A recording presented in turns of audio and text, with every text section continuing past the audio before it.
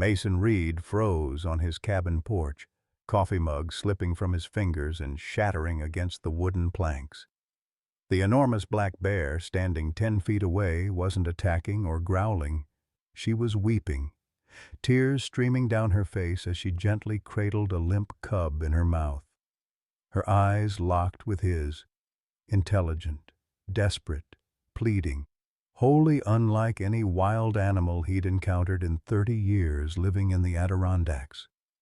Margaret from next door screamed when she spotted the scene, dropping her basket of fresh muffins as she scrambled back toward her truck.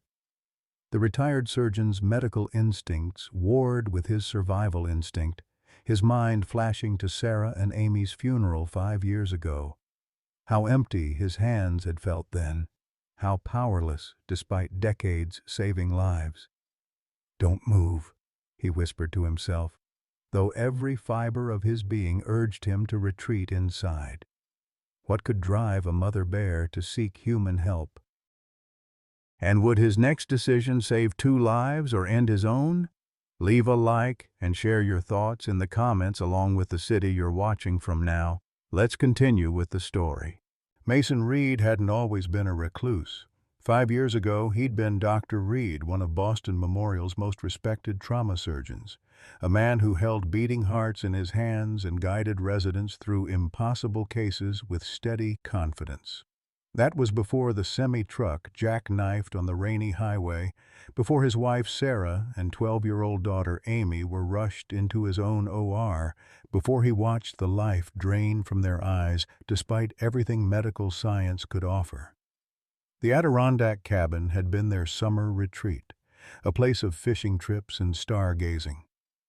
Now it was his fortress against the world, its rough-hewn walls and creaking floors the only witnesses to his slow dissolution into solitude. At 68, his hands still moved with surgical precision as he chopped wood or repaired the generator, but they shook whenever he saw a child with Amy's auburn hair or heard a laugh that echoed Sarah's. His days followed the same pattern: coffee at dawn, walks through the surrounding forest, occasional drives into town for supplies, where he nodded politely but discouraged conversation. The locals had learned to respect his privacy, though they whispered about the brilliant doctor who'd become the mountain hermit. Only Margaret Sullivan, his nearest neighbor a half-mile down the dirt road, persisted in bringing casseroles and updates about a world he no longer wished to engage with. Mason had made peace with bears before. They occasionally wandered near his trash cans or crossed his path during hikes. He respected their power and territory, keeping a safe distance while admiring their primal grace. Black bears were generally shy creatures, preferring to avoid human contact. Their encounters had always followed an unspoken protocol: mutual acknowledgement, mutual retreat. The autumn had been unusually warm that year, delaying the typical preparation for hibernation. Mason had noted more wildlife activity than normal, the forest creatures seemingly confused by the extended summer. The birch and maple trees still clung to their golden leaves, not yet surrendering to the approaching winter. His pantry was well stocked, his woodpile high, his prescriptions filled, everything in order for the coming isolation of winter, when snow would sometimes make the narrow access road impassable for weeks. What Mason didn't know, couldn't know, was that his orderly existence was about to shatter. The line between human and wild, between healer and hermit, between past and future was about to blur. The universe, it seemed, wasn't finished with him yet, wasn't ready to let him fade away into the background of his own life. Sometimes healing comes in the most unexpected forms, and for Mason Reed, it would arrive on 4 paws with a desperate mother's tears. For several heartbeats, Mason and the bear remained locked in a silent standoff. The massive creature, at least 300 pounds of muscle and fur, swayed slightly, her dark eyes never leaving his face. The cub dangled from her mouth like a rag doll, its small limbs limp and lifeless, except for the faintest trembling that told Mason it still clung to life. "Easy now," he whispered, his voice barely audible. The words were meant as much for himself as for the bear. His mind raced through everything he knew about black bears. Territorial, protective of cubs, generally shy but dangerous when threatened. Nothing in his experience explained this behavior, a mother bear delivering her injured young to a human's doorstep. Margaret's truck roared to life down the driveway, tires spitting gravel as she retreated. The sound should have startled the bear, sent her charging into the woods or toward the perceived threat. Instead, she remained statue still, only her eyes shifting momentarily toward the noise before returning to Mason. With glacial slowness, Mason crouched, keeping his movements fluid and non-threatening. The bear watched, her breath forming small clouds in the cool morning air. Up close, he could see the matted fur around her muzzle, damp with what appeared to be tears mixed with saliva and something darker. Blood. Not her own, he guessed, but the cub's. "Let me see," he murmured, medical instinct gradually overriding fear. "I'm not going to hurt you." As if understanding his words, the mother bear took 2 careful steps forward and gently laid her cub on the porch planks. The small body made barely a sound as it settled on the wood. Then, with a soft grunt, she backed away several paces and sat on her haunches, eyes still fixed on Mason. The cub was male, Mason noted clinically, perhaps 8 months old. A deep gash ran along its right flank, the fur matted with dried blood. One ear was torn, and its breathing came in shallow, ragged gasps. Without intervention, the cub would likely be dead within hours. "Christ," Mason breathed. His hands hovered over the small body, muscle memory from thousands of trauma assessments taking over, pulse weak and rapid, dehydration evident, signs of infection already setting in around the wound edges. The rational part of his brain screamed warnings. Wild animal, unpredictable mother nearby, rabies risk, legal issues. But another part, the part that had taken the Hippocratic Oath 40 years ago, was already cataloging treatments, medications, procedures. "I shouldn't do this," he said aloud, though he was already slipping his arms beneath the cub's body. It weighed perhaps 30 pounds, nothing compared to the hundreds of adult patients he'd moved in his career, but precious cargo nonetheless. The mother bear made a low sound in her throat as he lifted her cub. Mason froze, certain he was about to feel claws ripping through his chest. Instead, she simply watched, her eyes communicating something he couldn't quite name. Trust, perhaps, or desperate hope. "I'll try," he told her. The absurdity of speaking to a wild bear not lost on him. "I'm not promising anything." Inside his cabin, Mason's medical instincts took command. He cleared the kitchen table with one sweep of his arm, sending his breakfast dishes clattering to the floor. He laid the cub on a clean towel and worked with the efficiency that had once made him legendary in the trauma unit. Clean the wound, assess for internal damage, check vitals. His hands moved automatically, while his mind processed treatment options. The gash would need cleaning and sutures. Antibiotics were essential. Fluids and nutrition critical. Through the window, he could see the mother bear still sitting where he'd left her, facing the cabin, sentinel-like in her vigil. Occasionally, she would pace a few steps, then return to her watching position. She made no move to leave. Mason's hands trembled as he dialed a number he hadn't called in years. "Ellie? It's Mason Reed. I need your help, and you're going to think I've lost my mind." Dr. Eleanor Wilkins had been 2 years behind him at medical school, but had taken a different path, specializing in veterinary medicine with a focus on wildlife. They'd remained colleagues through professional circles until his retreat from society. "Mason, good Lord, it's been, 4 years? Are you all right?" Her voice carried the slight raspiness of a lifelong smoker who'd quit too late. "I've got an injured bear cub on my kitchen table, and its mother is sitting on my porch waiting for me to save it." The silence on the other end stretched so long he thought the call had dropped. "You want to run that by me again?" Ellie finally said.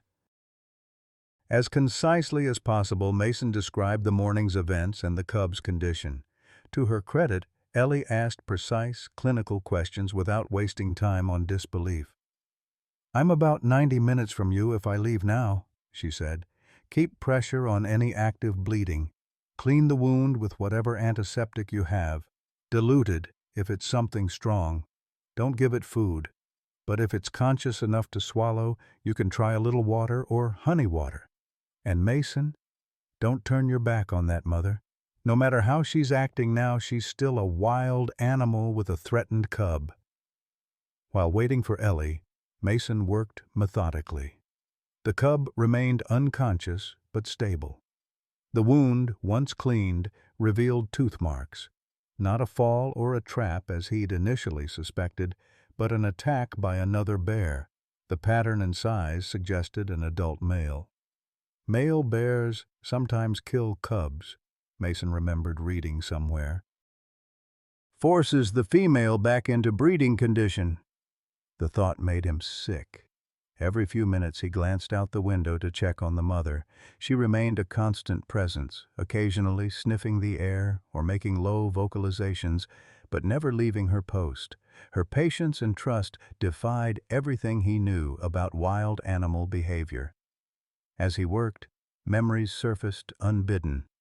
Amy, at 7, crying over a robin with a broken wing they'd found in the backyard. "Can't you fix it, Daddy? You fix people all day." The gentle way Sarah had explained that sometimes even doctors couldn't save everyone. The small funeral they'd held when the bird died despite their care. A soft whimper drew him back to the present. The cub's eyes had opened, dark, confused, afraid. Its small body tensed with pain and terror at finding itself in a strange environment with a human looming overhead. "Easy, little one," Mason soothed, keeping his voice low and calm as he'd done with countless frightened children in the ER. "I'm trying to help you." To his surprise, the cub relaxed slightly at the sound of his voice. Not tame by any means, but perhaps too weak to fight, or somehow sensing his intentions weren't hostile. Through the window, the mother bear's head snapped up as if she'd heard her cub's cry from inside.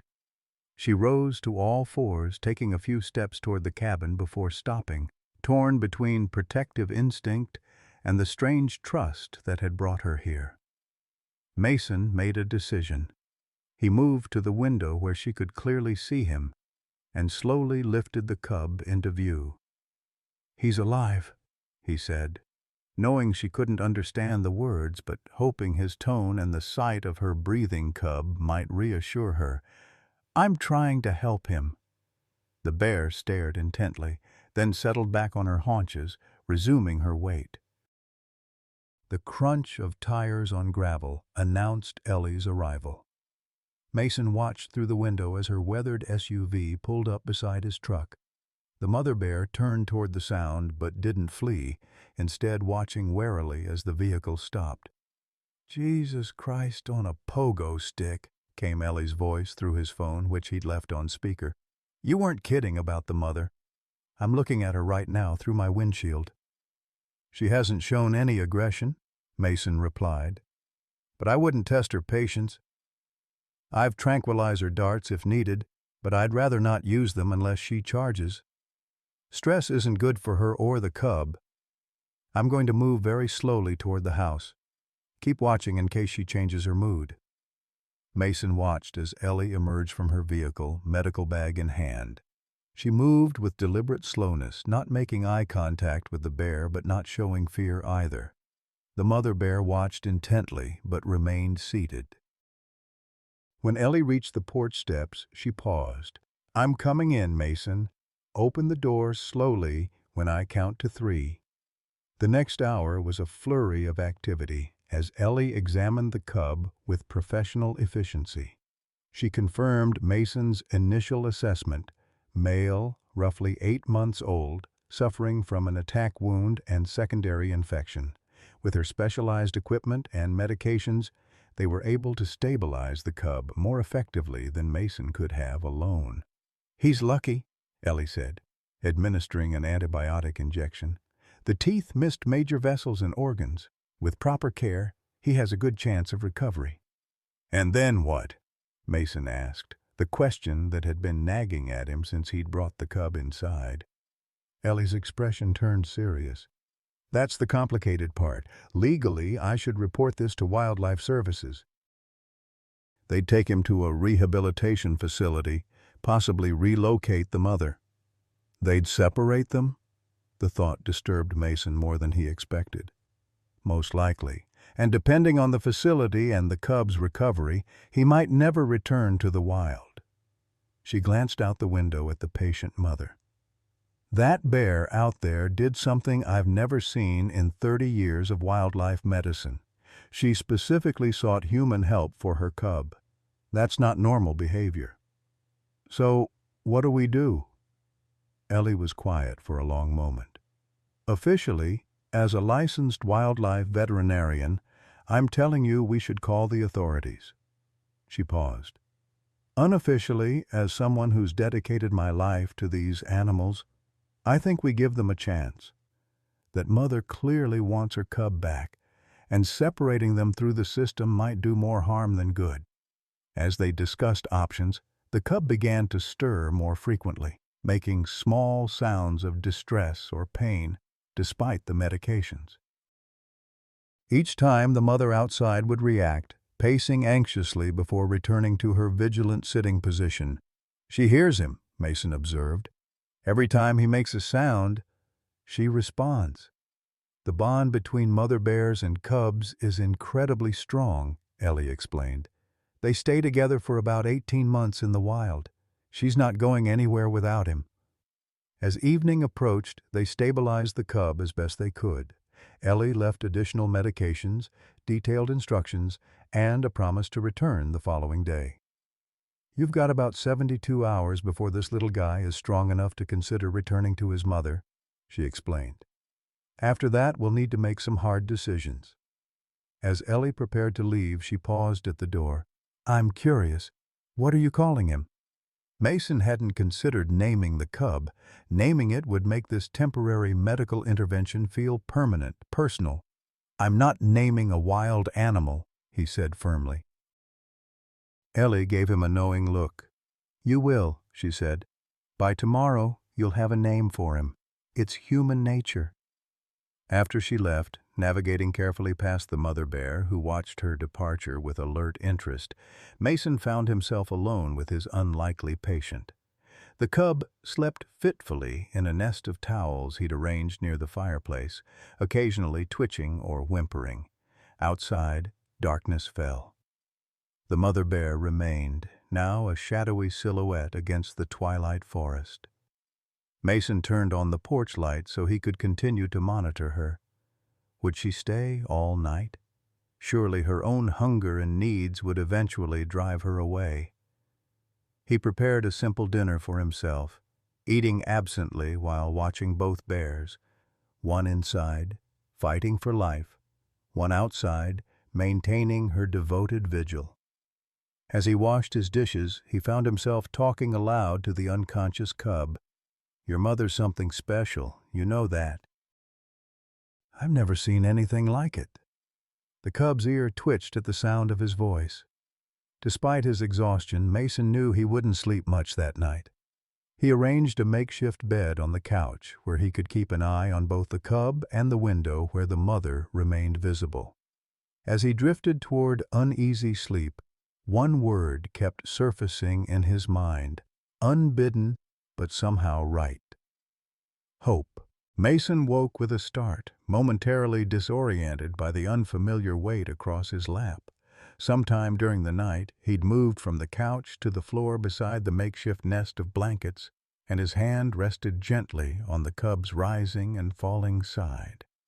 The fire had burned down to embers, casting the room in a warm orange glow.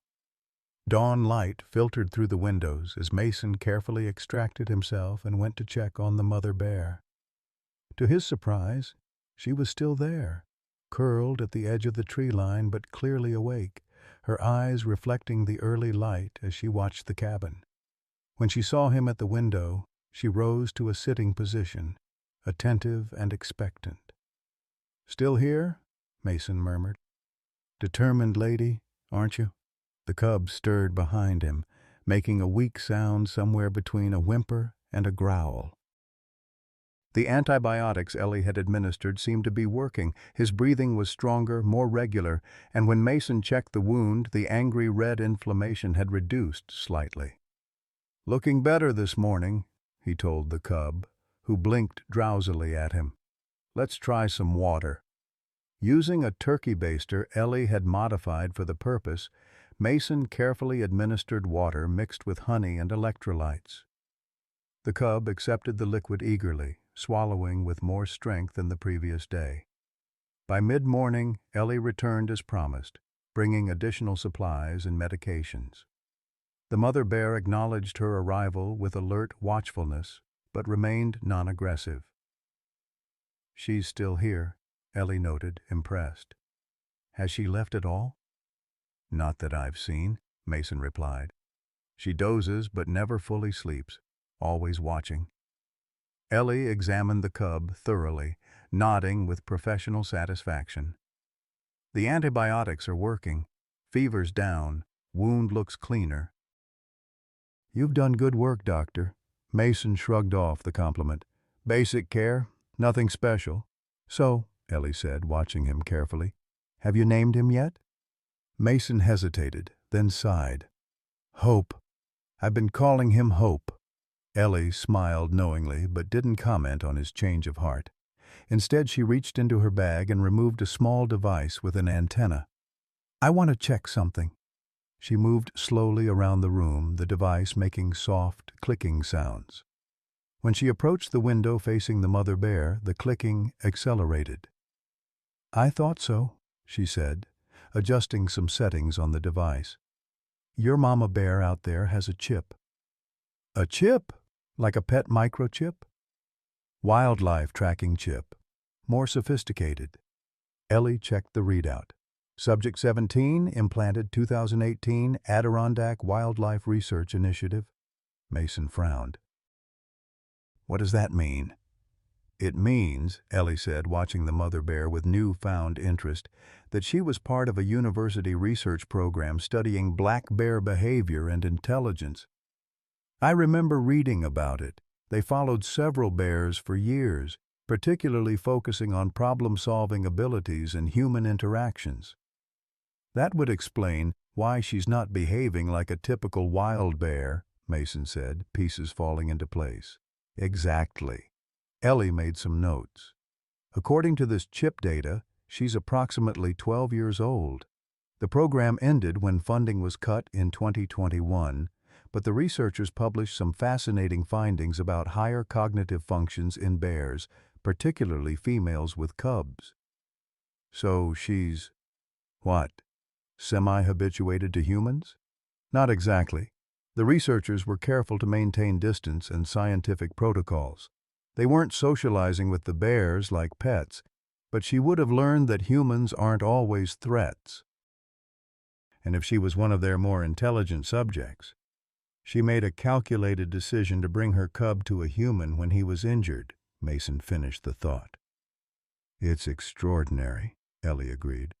"But it also complicates things.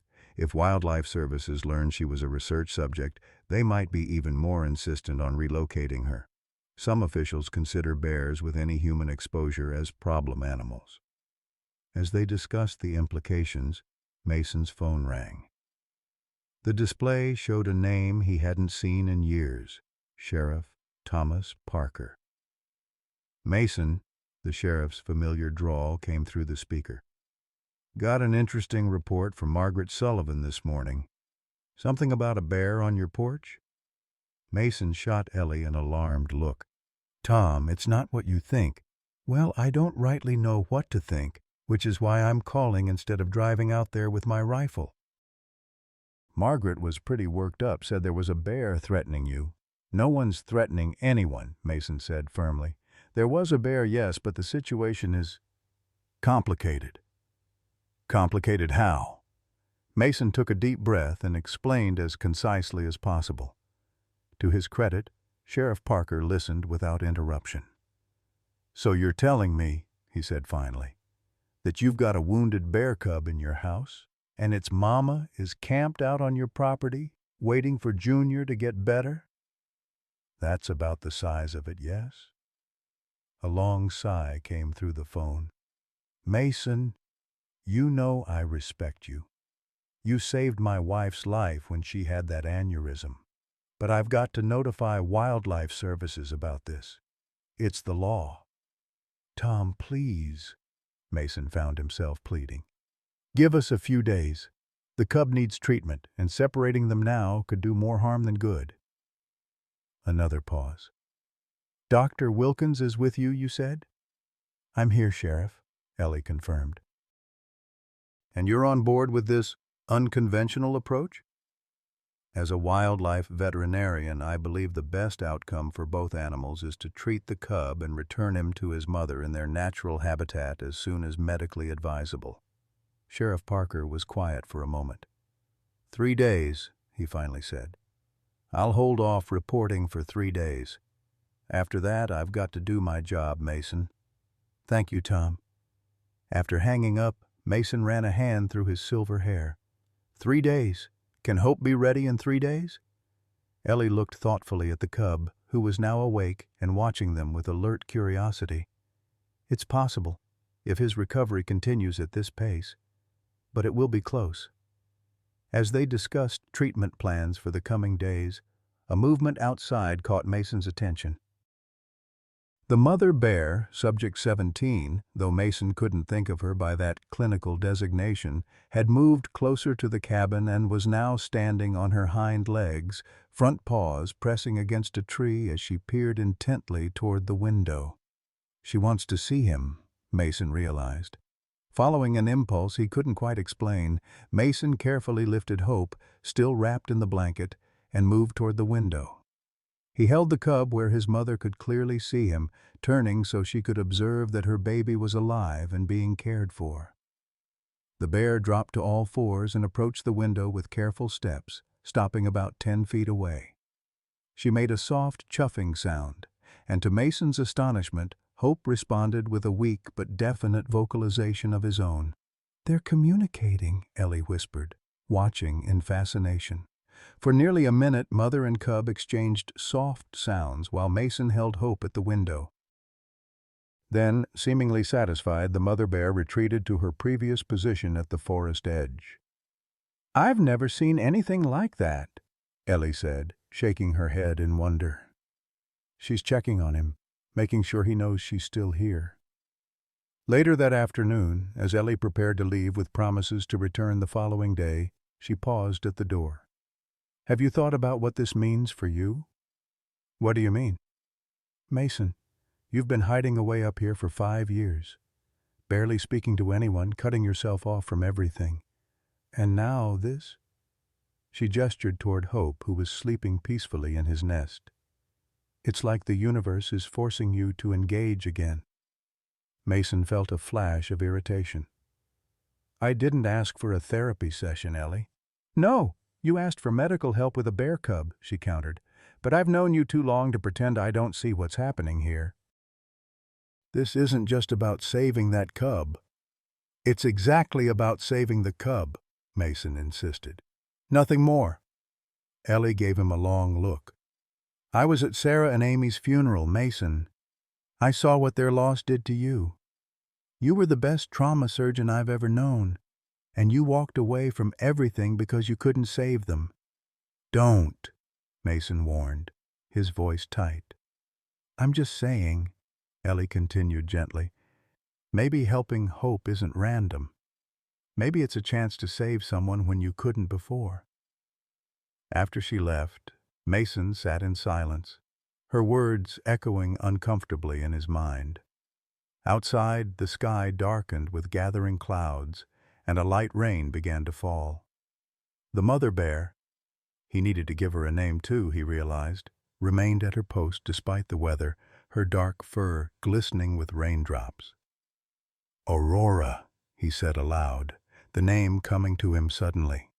It seemed fitting for the mother bear. Dawn, new beginnings, light after darkness. Hope stirred at the sound of his voice, blinking awake and attempting to sit up. His strength was returning, a good sign. Easy there, Mason soothed, gently checking the bandages. You're doing better, but you're not ready for gymnastics yet. As evening approached, Mason prepared dinner for himself, then settled in to administer Hope's next round of medications and another feeding of the honey water mixture, now supplemented with some special formula Ellie had provided. While tending to Hope, Mason found himself talking more, narrating his actions as he would have with a human patient.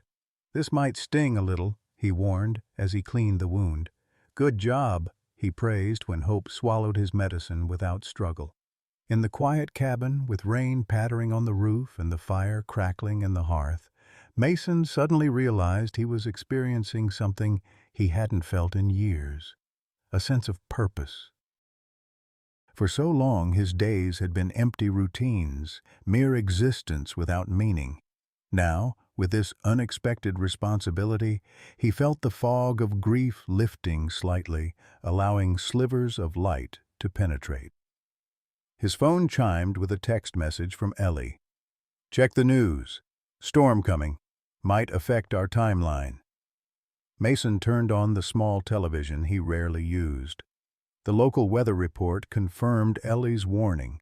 A significant autumn storm system was moving through the region, bringing heavy rain and strong winds over the next 48 hours.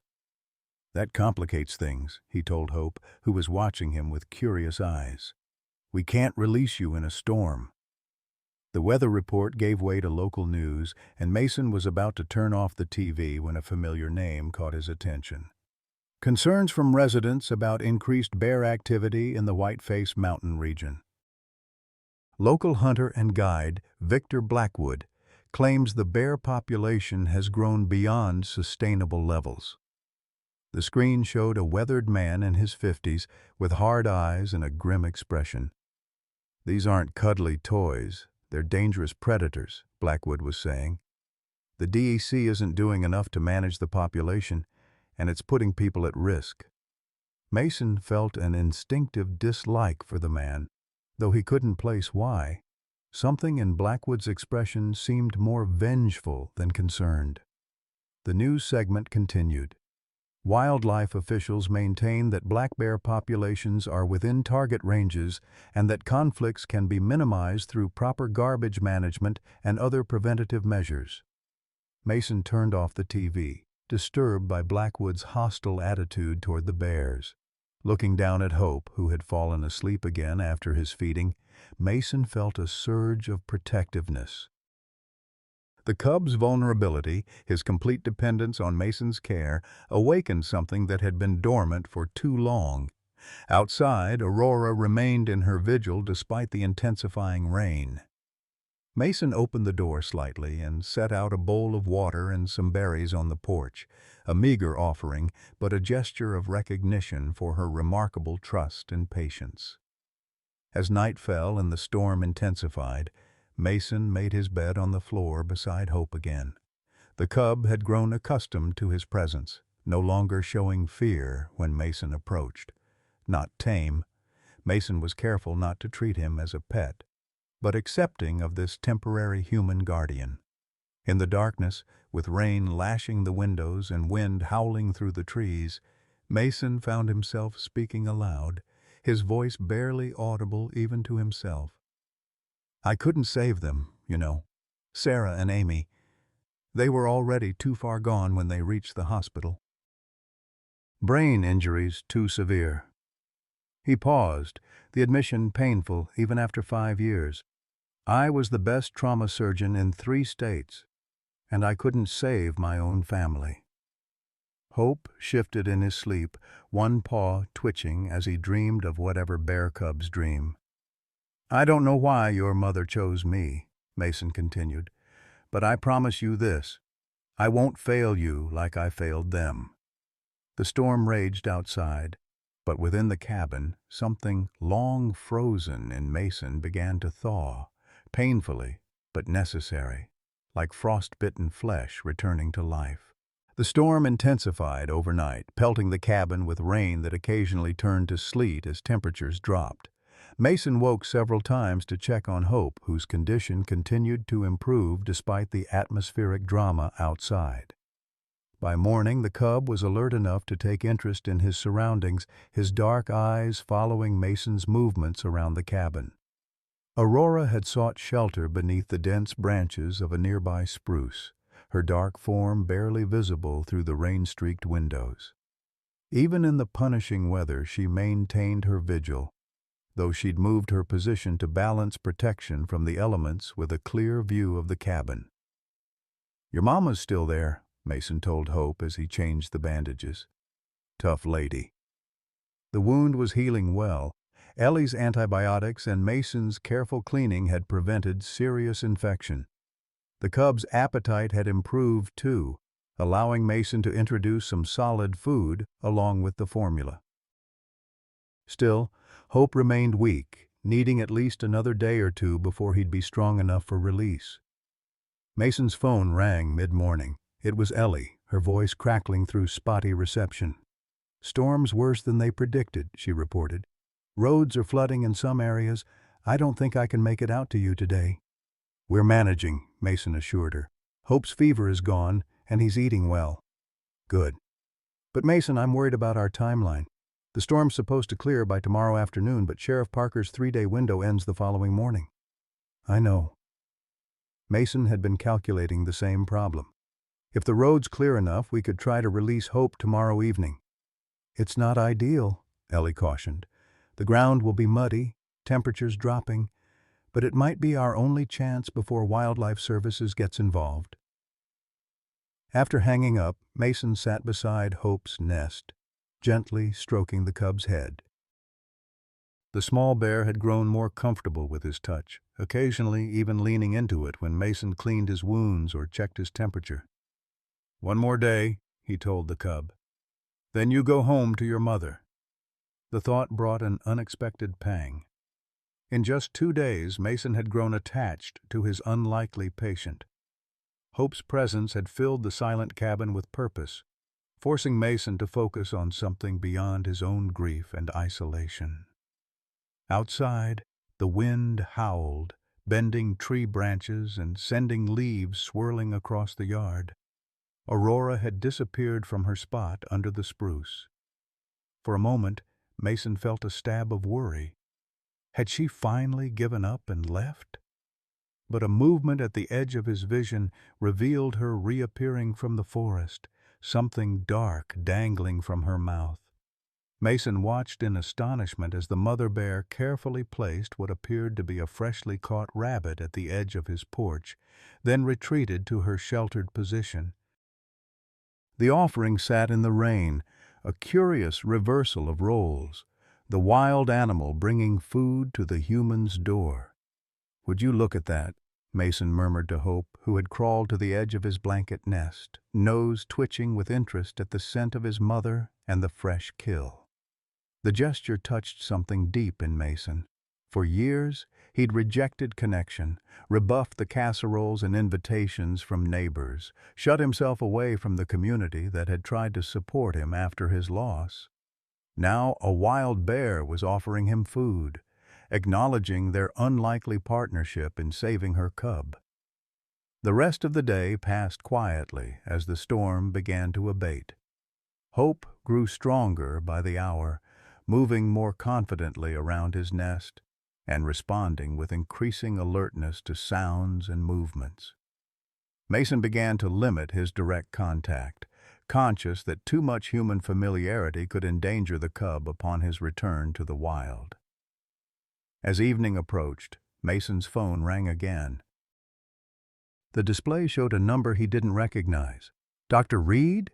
The male voice was unfamiliar. "This is Agent Richard Harmon with the Department of Environmental Conservation, Wildlife Division. I understand you're harboring an injured bear cub." Mason's grip tightened on the phone. "Who told you that?" "That's not important, sir. What matters is that possession of wildlife without proper permits is a violation of state law. I'll be coming out to your property tomorrow to assess the situation and remove the animal to a proper facility." "The cub is injured," Mason said, struggling to keep his voice even. "He's receiving necessary medical care before being returned to his mother. With all due respect, Dr. Reed, wildlife rehabilitation requires specialized training and permits, which you don't have. The animal needs to be in professional care." "I have a wildlife veterinarian consulting on the case," Mason countered. "Dr. Eleanor Wilkins." A pause. "Dr. Wilkins should know better than to circumvent proper channels. Nevertheless, I'll be at your property at 9 tomorrow morning. Please have the animal ready for transport." The call ended before Mason could respond. He stood in the middle of his kitchen, phone still in hand, a cold knot forming in his stomach. 9 tomorrow morning. That eliminated any chance of a carefully planned evening release. Mason called Ellie immediately and relayed the conversation. "Damn it," she muttered. "Someone must have reported us. Weather Service says the storm should clear overnight. We'll have to move up our timeline." "First light?" Mason suggested. "Earlier if possible. I'll try to get to you by dawn, but if I can't make it through, you may need to handle the release yourself." Mason looked over at Hope, who was attempting to stand on wobbling legs. "He's stronger, but I'm not sure he's ready." "Ready or not, it's his best chance," Ellie said grimly. "If Harmon takes him, he'll go to a facility downstate. They'll bottle feed him, keep him through winter, and release him somewhere far from his mother next spring. Best case scenario. And worst case? Permanent captivity if they deem him too habituated to humans, or euthanasia if he develops behavioral issues in the facility. Neither option was acceptable. Mason spent the evening preparing for an early morning operation, gathering Hope's medications, packing a bag with first aid supplies, planning the best route into the forest where Aurora could reclaim her cub with minimal human interference. As darkness fell, Mason sat beside Hope's nest, watching the cub attempt to groom himself, a good sign of returning normalcy. "Big day tomorrow," Mason told him softly. "Going home to your mama." The thought of the empty cabin after Hope's departure brought mixed emotions. The brief respite from grief had reminded Mason what it felt like to care about something again, to have purpose beyond mere existence. What would fill that space once Hope was gone? A knock at the door startled Mason from his thoughts. He wasn't expecting Ellie until morning, and no one else visited his cabin, especially after dark. Cautiously, he approached the door, turning on the porch light to reveal Margaret Sullivan standing on his doorstep, raincoat dripping onto the wooden planks. "Margaret," Mason said, surprised. "Is everything all right?" "No, it certainly is not," she replied, her expression a mixture of concern and exasperation. "May I come in?" Mason hesitated, glancing back at Hope, but the old woman had already spotted the cub. "So it's true," she said, stepping inside without waiting for an invitation. "You've got a bear in your living room." "He's injured," Mason explained. "His mother brought him to me." Margaret approached the nest cautiously, studying Hope with narrowed eyes. The cub watched her warily but didn't retreat. "Never heard of such a thing," she muttered. "Bear bringing its young to a human." "It's unprecedented," Mason agreed, "but we've been treating him, and he's almost ready to return to his mother." Margaret turned to face him fully. "That's why I'm here, Mason. Victor Blackwood was at the general store this afternoon telling anyone who'd listen that there's a dangerous situation at your cabin. Said you've got a wounded bear that could turn aggressive and its mother lurking about. He's stirring up fear, talking about public safety." Mason frowned. "Blackwood? The hunter from the news?" "The very same. Man's had a vendetta against bears since his wife was killed in that attack 5 years back." Margaret shook her head. "Though if you ask me, anyone who builds a cabin that deep in bear territory without proper precautions is asking for trouble." 5 years ago, the same time Mason had lost his family, He'd been so consumed by his own grief that he'd barely registered other local tragedies. "Is he the one who reported me to Wildlife Services?" Mason asked. "Wouldn't surprise me. He's been pushing for expanded hunting permits, claiming the bear population is out of control." Margaret glanced at Hope again. "Word is they're coming for the cub tomorrow morning." "They are, which is why I'm releasing him to his mother at dawn before they arrive." Margaret nodded slowly. "That's why I'm really here, to warn you that Blackwood knows about your plan." Mason stiffened. "How could he know? I just decided myself a few hours ago." Small town, Mason, ears everywhere. Someone overheard Ellie making calls about road conditions for an early morning operation. Wasn't hard to connect the dots. She leaned closer. "Blackwood was asking specific questions about your property, access points, the layout of the surrounding forest. You think he's planning something?"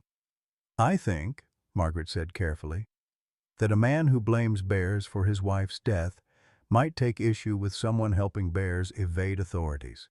She reached into her pocket and pulled out a small two-way radio. "Channel 3 is me. Channel 4 is Sheriff Parker. If you need help, use it. Cell reception is spotty at best after a storm like this." Mason accepted the radio, touched by the unexpected support. "Thank you, Margaret." She nodded briskly. "For what it's worth, I think you're doing the right thing, that Mama Bear chose you for a reason." Her eyes drifted to the family photo Mason kept on the mantel, Sarah and Amy smiling in the summer sun. "Maybe she knew you needed healing as much as her cub did." After Margaret left, Mason checked on Aurora through the window. The mother bear had returned to her vigil now that the rain had eased, sitting alertly at the forest edge. Did she somehow sense that tomorrow would bring reunion? Or was she simply continuing the patient wait that had now stretched over 3 days? Mason spent the night making final preparations. Hope seemed to sense the nervous energy, watching Mason's movements with increasing alertness. By midnight, the storm had passed completely, leaving behind a clear sky filled with stars. The temperature had dropped, and Mason's breath fogged as he stepped onto the porch to assess conditions. The forest was eerily quiet after the storm's tumult, the only sounds the occasional drip of water from laden branches and the distant call of a nightbird. Mason studied the terrain, planning the best route for tomorrow's journey. They would need to move carefully. Hope was improving but still weak, and the ground would be muddy and treacherous. Back inside, Mason packed a small backpack with essentials. Hope's medications, bandages, the honey water mixture, a flashlight, and the radio Margaret had provided. He laid out warm clothes for the pre-dawn expedition and set his alarm for 4:30 a.m., early enough to be deep in the forest before Agent Harmon arrived at 9. As he finally lay down for a few hours of rest, Mason found himself reflecting on how dramatically his life had changed in just 3 days. The protective walls he'd built around himself had been breached by the unexpected arrival of a mother bear and her injured cub. For the first time in 5 years, he'd been forced to engage, to care, to connect with something beyond his grief. "Whatever happens tomorrow," he told Hope softly, "thank you for that." The cub blinked sleepily at him, then curled into a tighter ball in his nest of blankets. Outside, under the star-filled sky, Aurora maintained her vigil, waiting for the morning that would reunite her with her child, a reunion that Mason was determined to ensure, regardless of the obstacles ahead. His last thought before drifting into uneasy sleep was of Sarah and Amy. Would they be proud of what he was doing? Or would they think him foolish for risking so much for a wild animal? Somehow he knew they would understand. Sarah had always believed in healing, not just bodies but spirits, and Amy, with her boundless compassion for all living creatures, would have been the first to welcome hope into their home. For the first time in years, the memory brought a smile rather than pain. The alarm jarred Mason awake at 4:30 a.m., though he'd barely slept, his mind cycling through all the possible complications of the morning ahead. Outside, the world remained dark, the first hints of dawn still an hour away. The temperature had dropped further overnight, and frost glittered on the window panes. Hope was already awake, watching Mason with alert eyes as he moved quietly around the cabin. The cub had made remarkable progress in just 3 days. His wound was healing cleanly, his energy returning, his appetite strong. Still, Mason worried whether he was truly ready to return to the wild. "Big day, little one," Mason murmured, checking the bandages one final time. The antibiotics would need to continue, but Ellie had prepared several doses in dissolving capsules that could be hidden in food left for Aurora. It wasn't ideal, but it was the best they could manage. Mason's phone lit up with a text from Ellie. "Roads still blocked my way. You'll have to handle release alone. Call when safe." His heart sank slightly. He'd hoped for Ellie's professional guidance during the delicate process, but there was no time to dwell on it. The sky outside was beginning to lighten at the edges, and they needed to be well away from the cabin before Agent Harmon arrived. Mason layered up against the cold, thermal shirt, flannel, heavy jacket, and laced his hiking boots tightly. He'd prepared a small pet carrier lined with Hope's familiar blankets, designed to keep the cub comfortable while minimizing human contact during transport. Through the window, Mason could see Aurora already alert, pacing at the forest edge, as if sensing the importance of the day ahead. She'd remained remarkably close throughout the ordeal, venturing away only briefly to hunt or rest, always returning to her vigilant position with unwavering determination. As Mason prepared to transfer Hope to the carrier, his radio crackled to life. "Mason, it's Margaret." "Are you up?" Her voice was tense, unusual for the normally unflappable woman. "Yes, just getting ready to leave. What's wrong?" "Blackwood's truck passed my place 20 minutes ago, heading your way. He had his hunting gear with him." Mason's blood ran cold. "You're sure it was him?" "Positive." "And Mason?" "He wasn't alone. Had at least 2 others with him." "Thanks for the warning. I'm moving out now." Mason clipped the radio to his belt, mind racing. If Blackwood was already en route, their timeline had just compressed dramatically. With gentle but hurried movements, Mason coaxed Hope into the carrier. The cub resisted briefly, uncomfortable with the confined space, but settled when Mason placed a familiar blanket over him, leaving only his nose exposed to the air. "Easy now," Mason soothed. "Just for a little while." Shouldering his backpack and picking up the carrier, Mason stepped onto the porch. The pre-dawn air bit at his exposed skin, his breath forming clouds in the frigid temperature. Aurora spotted him immediately, rising to all fours with focused attention. Mason had planned to take the eastern trail, which offered the gentlest terrain for carrying Hope, but Blackwood would likely approach from the main road to the south. Making a split-second decision, Mason veered northwest instead, toward a steeper path that would be more challenging but might help them avoid unwanted encounters. The forest was eerily quiet in the pre-dawn light, the storm-dampened ground muffling his footsteps. Mason moved as swiftly as he dared, balancing speed against the need to keep Hope calm and avoid aggravating his injuries. Every few minutes, he paused to check their surroundings and ensure Aurora was still following. The mother bear shadowed them at a distance of about 50 yards, moving with surprising stealth for her size. She never approached too closely, but never lost sight of them either, her powerful form appearing and disappearing among the trees like a dark spirit. As they climbed higher into the hills, the terrain grew more challenging.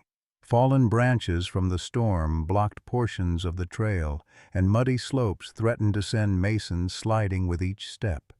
The carrier grew heavier in his arms, and his breath came in labored gasps, his body protesting this sudden exertion after years of sedentary isolation. "Getting soft in my old age," he muttered to himself, pausing to rest against a large oak. Through the carrier's opening, Hope's eyes watched him curiously, the cub remarkably calm despite the jostling journey. The crack of a branch somewhere behind them sent a jolt of adrenaline through Mason's tired body. He strained to listen, and seconds later heard the unmistakable sound of voices, still distant but approaching along the same trail. "Tracks here. Heading northwest. You sure it's him? Who else would be out here at this hour? Come on!" Mason recognized the second voice from the news segment, Blackwood. Moving with renewed urgency, he continued upward, seeking denser forest cover. Aurora seemed to sense the danger as well, her movements becoming more cautious, her massive body slipping between trees with surprising grace. The sky had lightened to a pale gray, the sun still hidden behind the eastern mountains, but its approach unmistakable. Mason had hoped to be deeper into the forest by now, to find some secluded clearing where Hope could be safely returned to his mother. Instead, they were caught in a dangerous game of cat and mouse, with Blackwood's party closing in behind them. Mason's radio crackled again, startling him so badly he nearly dropped the carrier. "Mason," Margaret's voice was barely a whisper. "Sheriff Parker's on his way too." Someone tipped him off about Blackwood. "Tell him we're northwest of the cabin, heading toward Miner's Ridge," Mason replied quietly. "Be careful. Blackwood's got no love for those bears." The radio fell silent. Mason pressed onward, his legs burning with exertion as the trail steepened further. Hope had begun to vocalize softly, perhaps sensing his tension or responding to his mother's proximity. They reached a small plateau where the trail briefly leveled, offering a momentary respite. Mason set down the carrier and checked his surroundings. The vantage point afforded a view back down the hillside, where he could make out 3 figures making their way up the trail, Blackwood and his companions, moving with the confident efficiency of experienced woodsmen. "We need to move faster," Mason told Hope, securing the carrier again, but as he turned to continue he found himself face to face with Aurora. The mother bear had circled around and now stood directly in their path, just 15 feet away. Her dark eyes were fixed not on Mason or the carrier, but on something behind them. Her massive head lowered, shoulders hunching in a posture Mason recognized instantly. Protective aggression. Mason turned slowly to find Victor Blackwood standing at the edge of the plateau, rifle raised and aimed directly at Aurora. "Don't move, Doc," Blackwood called, his voice eerily calm. "That sow's dangerous." "She's not dangerous," Mason replied, fighting to keep his own voice steady. "She's protecting her cub. Lower your weapon." "That what they told my Beth too," Blackwood said, his rifle unwavering. "That bears aren't dangerous if you don't threaten them," right before one tore her apart on our back porch. Mason's mind raced, seeking any way to diffuse the volatile situation. Aurora remained frozen in her defensive posture, but Mason knew her patience had limits. If she charged to protect Hope, Blackwood would shoot. "I know about your wife," Mason said carefully, "and I'm sorry for your loss, but this bear hasn't threatened anyone. She brought her injured cub to my doorstep because she needed help." "Bears don't think like that," Blackwood scoffed. "They're animals, not people. You're projecting human emotions onto a predator, and that's how people get killed." Blackwood's 2 companions emerged onto the plateau, both carrying rifles, though neither had them raised. They surveyed the standoff with uncertain expressions. "Victor," one of them said hesitantly, "maybe we should call the DEC and let them handle this." "They're on their way," Blackwood replied, not taking his eyes off Aurora. "But that sow is a problem animal, coming right up to human dwellings, hanging around populated areas. She's lost her fear of people, and that makes her dangerous." Mason set the carrier down carefully and stepped slightly in front of it, directly between Blackwood's rifle and Aurora. "If you want to shoot her, you'll have to shoot me first." A tense silence followed, broken only by Hope's soft whimpering from the carrier. The sound seemed to intensify Aurora's protective instinct. She edged forward slightly, her massive paws pressing into the damp earth. "You don't understand what these animals are capable of," Blackwood said, his voice tight with barely controlled emotion. "You didn't see what was left of my Beth. You didn't have to identify your wife by her wedding ring because there wasn't enough face left to recognize." The raw pain in the man's voice struck Mason with unexpected force. Behind the hunter's hardened exterior was grief as deep and consuming as Mason's own, grief that had curdled into vengeance rather than withdrawal. "I do understand loss," Mason said quietly. "I lost my wife and daughter 5 years ago. Car accident. I was the trauma surgeon on call when they brought them in, but I couldn't save them." Something flickered in Blackwood's eyes. Recognition, perhaps, or surprise. "You were the doctor?" he asked, his rifle lowering slightly. "At Boston Memorial?" Mason nodded, confused by the question. "How did you know that?"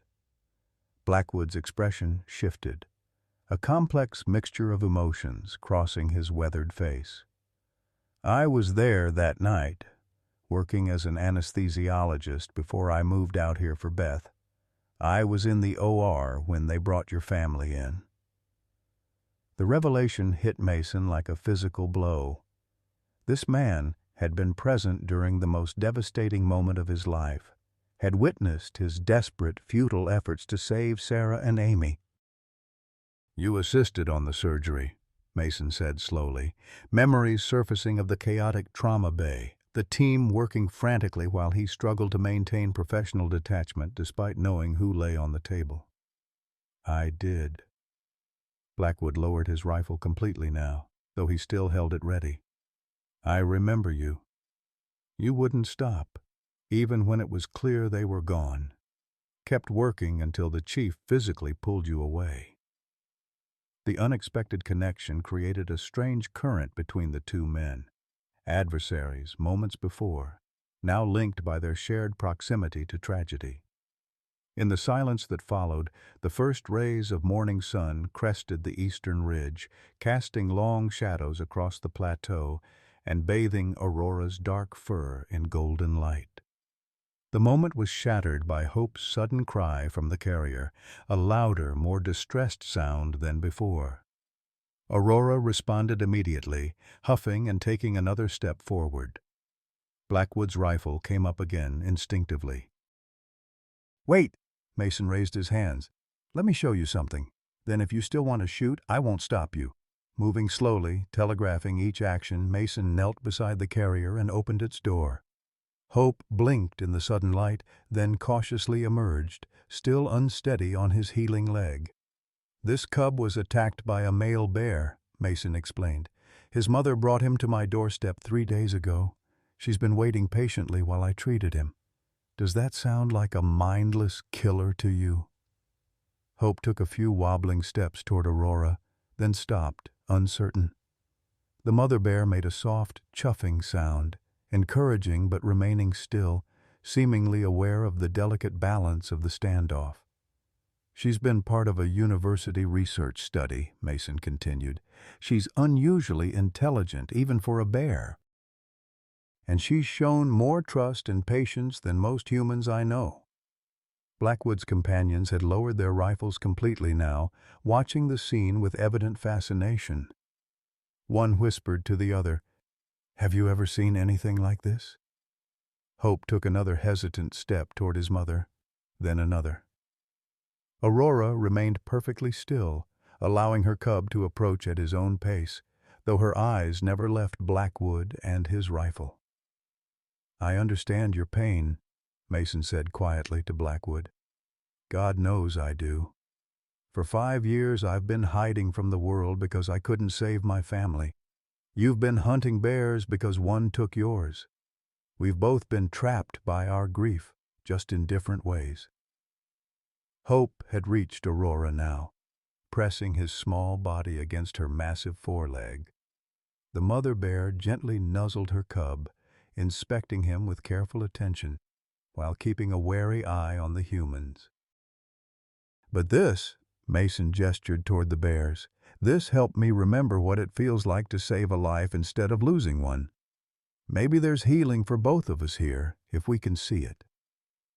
For a long moment, Blackwood remained frozen, his rifle still half raised, his expression unreadable. Then, with a heavy sigh, he lowered the weapon completely. "Beth loved animals," he said softly, almost to himself. "Even bears. Used to watch nature documentaries for hours. Said they were misunderstood." He shook his head. "She'd hate what I've become." The tension on the plateau dissipated like morning mist. Aurora, sensing the change, began to guide Hope toward the forest edge, moving unhurriedly but deliberately away from the humans. "Let them go," Mason urged. "Give them a chance." Blackwood nodded once, a sharp downward jerk of his head.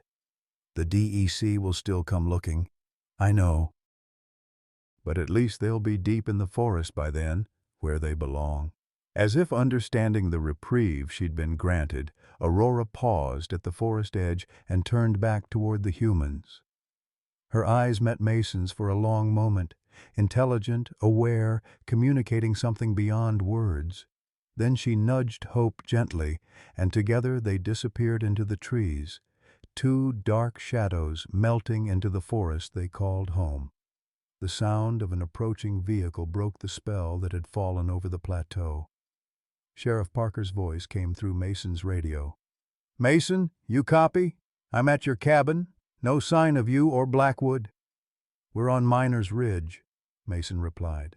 "Everything's under control. The bears are gone.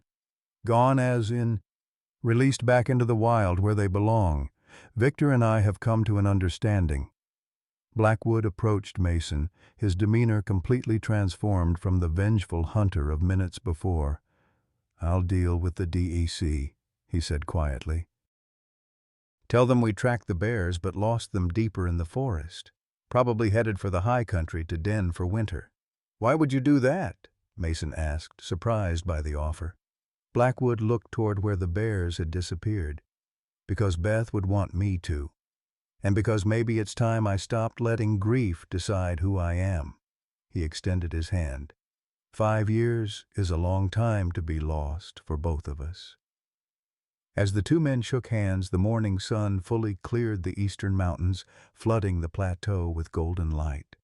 In the distance, a bear's huffing call echoed through the trees, not a sound of aggression or fear, but of freedom, of family reunited, of wilderness reclaiming its own. The descent from Miners Ridge proved more arduous than the climb. The morning sun had begun to thaw the frost-covered ground, turning the steep trail into a treacherous slope of mud and slick leaves. Mason moved cautiously, his body aching from the morning's exertions and the emotional toll of the confrontation with Blackwood.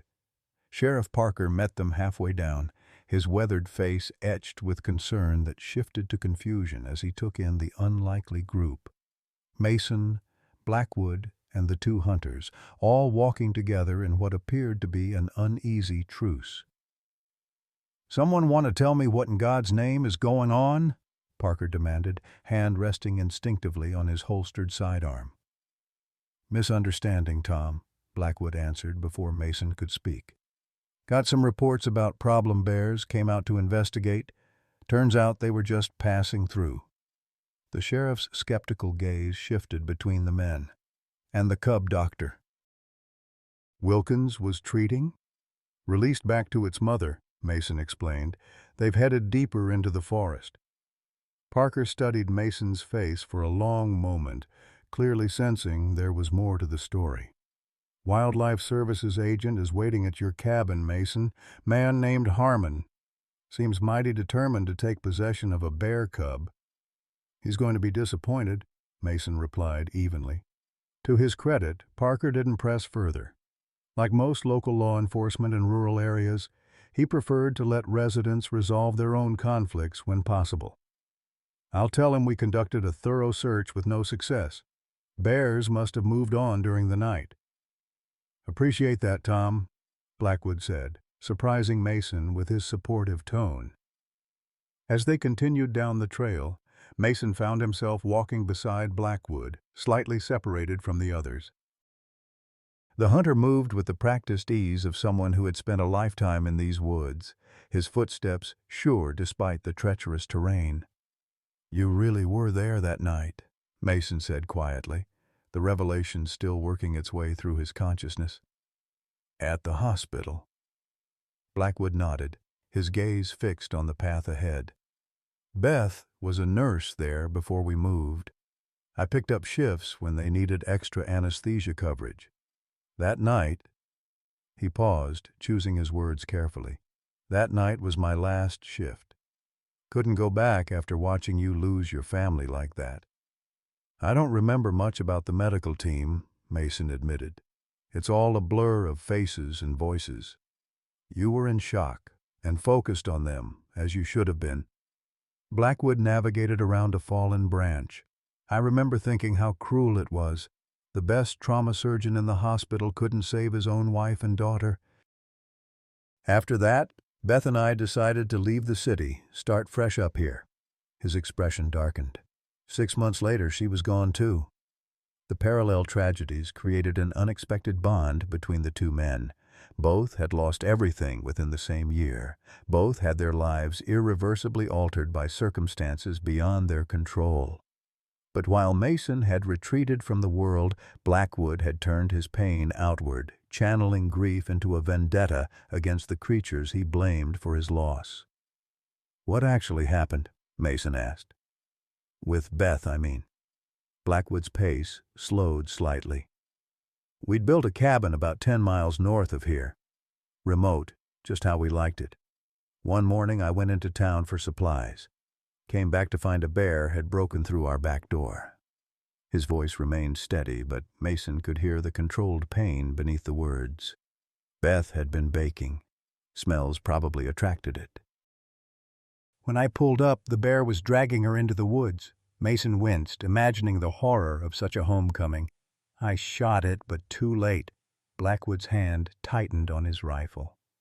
"After that, I sold the cabin, moved closer to town, started hunting bears whenever permits allowed. Became something of an expert on them." A mirthless laugh escaped him.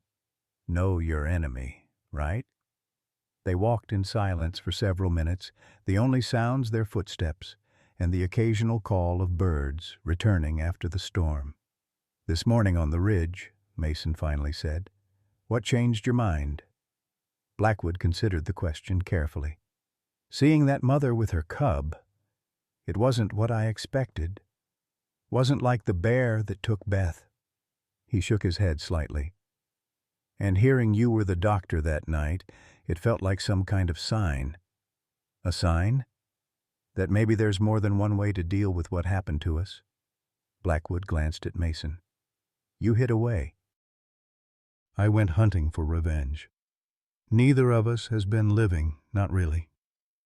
The observation struck Mason with unexpected force. For 5 years, he'd framed his isolation as a personal choice, a reasonable response to devastating loss. He'd never considered it another form of surrender, as complete in its way as Blackwood's obsessive vendetta. When they reached the bottom of the trail, Sheriff Parker's deputy was waiting with a 4-wheel-drive vehicle to transport them back to Mason's cabin. The ride passed in weary silence, each man lost in his own thoughts. Mason found his gaze repeatedly drawn to the forest edges, searching for any sign of Aurora and Hope, though he knew they would be far away by now, seeking safer territory. At the cabin, Agent Harmon waited with poorly concealed impatience, his government-issue SUV parked prominently in Mason's driveway. He was younger than Mason had expected, perhaps mid-40s, with the stiff posture and clipped speech of someone overly concerned with asserting authority. "Dr. Reed," he began as Mason approached, I understand you've taken it upon yourself to release a wild animal without proper authorization or supervision. Before Mason could respond, Sheriff Parker intervened. Agent Harmon, we've conducted a thorough search of the area with experienced local guides. He nodded toward Blackwood and his companions. The bears have moved on, likely headed for higher elevation to den for the winter.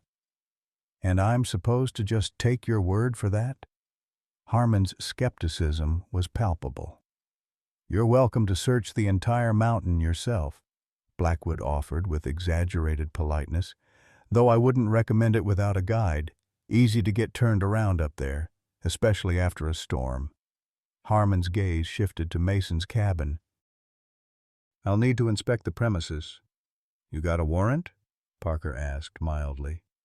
I don't need one for a wildlife investigation. Actually, you do, Parker countered. Unless Dr. Reed gives permission, which is entirely his choice. All eyes turned to Mason. He could refuse, force Harmon to seek a warrant, but that would only prolong the confrontation and potentially make things worse. With a resigned nod, he gestured toward the cabin. Go ahead. The inspection was thorough and uncomfortable. Harmon moved through the small cabin with meticulous attention, documenting evidence of Hope's presence. The nest of blankets, medicine bottles, animal hair on the furniture. Mason stood in the doorway, watching silently as his private space was invaded. His brief connection with the bears reduced to a series of photographs and notes in an official report. You understand, this was illegal, Harmon said finally, closing his notebook. Possession of wildlife without proper permits carries significant penalties. The cub would have died without immediate intervention, Mason replied, and now he's back with his mother where he belongs. That's not your decision to make. We have protocols, rehabilitation facilities, bureaucracy, Mason interrupted, which would have separated a cub from his mother permanently when all he needed was basic medical care and a few days to recover. Harmon's expression hardened. I'll be filing my report. The department will determine if charges are warranted. After the agent departed, an uncomfortable silence fell over the cabin. Sheriff Parker excused himself to return to town, leaving Mason alone with Blackwood, whose companions had already headed back to their own vehicles. He'll make trouble, Blackwood observed, watching Harmon's SUV disappear down the road. Probably, Mason agreed, too exhausted to worry about potential consequences. The important thing was that Hope and Aurora were safe, reunited and free in their forest home. Blackwood lingered awkwardly, as if unsure how to conclude their unexpected alliance. I should get going. Thank you, Mason said simply, for letting them go. The hunter nodded, his weathered face softening slightly. Beth would have done the same. He turned to leave, then paused. You know, Dr. Reed, there's a conservation group that studies black bears in this region. University project, trying to better understand their behavior, reduce human-bear conflicts. They're always looking for local property owners to allow monitoring on their land. You think I should contact them? Might be a way to keep an eye out for your friends, Blackwood suggested. And to make something good come from all this. After Blackwood departed, Mason stood alone on his porch, surveying the forest edge where Aurora had maintained her patient vigil for 3 days. The space felt strangely empty without her massive dark form watching from the trees. Inside, the cabin seemed impossibly quiet. Mason moved through the rooms, gathering the evidence of Hope's stay, blankets for washing, medical supplies for storage, toys improvised from household items that had kept the curious cub occupied during his recovery. Each object carried memories of the brief, intense connection that had unexpectedly broken through 5 years of self-imposed isolation. Exhaustion finally overcame him, and Mason stretched out on his bed, still fully clothed. Sleep came swiftly, deeper and more peaceful than he'd experienced in years, unmarred by the nightmares that had plagued him since losing Sarah and Amy. He woke to twilight and the persistent ringing of his phone. Ellie's name flashed on the screen. "Mason? Thank God. I've been trying to reach you for hours." "Sorry," he mumbled, still groggy from sleep. "Crashed after everything this morning? So Hope is back with Aurora? They're safe?" "Yes." Mason described the morning's events, the confrontation with Blackwood, the unexpected connection they'd discovered, the peaceful resolution that had allowed Hope and Aurora to disappear into the forest together. "That's remarkable," Ellie said when he finished. "And Harmon?" "Less remarkable. Documented everything, threatened penalties. We'll see what comes of it. I'll reach out to some colleagues at the university, see if they can help. The research program Aurora was part of still has supporters who might intervene." After ending the call, Mason stepped onto his porch. The evening air was crisp, carrying the scent of pine and wet earth. Stars were beginning to appear in the darkening sky, bright pinpoints piercing the deepening blue. From somewhere deep in the forest came the distant call of an owl beginning its nightly hunt. He tried to imagine Aurora and Hope navigating the wilderness, the mother teaching her cub the skills he would need to survive the approaching winter. Would Hope's leg heal completely? Would Aurora find a safe den before the heavy snows arrived? The questions brought an unexpected ache, worry for creatures that had briefly been in his care and now were beyond his reach or protection. Is this what parenthood feels like? He wondered. This constant concern for beings making their way in a dangerous world? For the first time, he found himself truly understanding Sarah's perpetual worry over Amy, the midnight checks to ensure she was breathing, the constant vigilance about potential dangers, the prayer-like mantra of "be safe" whenever they were apart. As darkness settled completely over the forest, Mason remained on the porch, a solitary figure in the vast wilderness. But for the first time in 5 years, he didn't feel entirely alone. Something had changed within him, a frozen place beginning to thaw, painful in its awakening but necessary for healing. A movement at the forest edge caught his attention, a shadow darker than the surrounding darkness, too large for a deer, too deliberate for random wildlife. For one heart-stopping moment, Mason thought Aurora had returned. But as his eyes adjusted, he recognized the form of a different bear, larger with the distinctive hump of a male black bear. It paused at the clearing's edge, sniffing the air curiously, perhaps detecting the lingering scents of Hope and Aurora. Mason held perfectly still, respecting the wild creature's space. The male bear sensed his presence, turning massive head toward the porch. Their eyes met across the darkness, human and wild animal, momentary witnesses to each other's existence. Then, with unhurried dignity, the bear turned and melted back into the forest, continuing its solitary journey through the night. The encounter left Mason strangely shaken. Had this been the male that attacked Hope?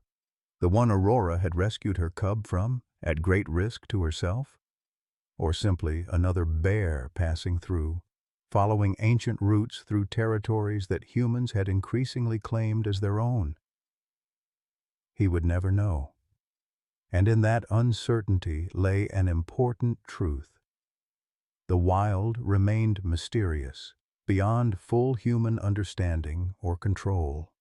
Aurora and Hope had briefly intersected with his life, had allowed him a privileged glimpse into their world, but they remained fundamentally wild, following imperatives and instincts as old as time.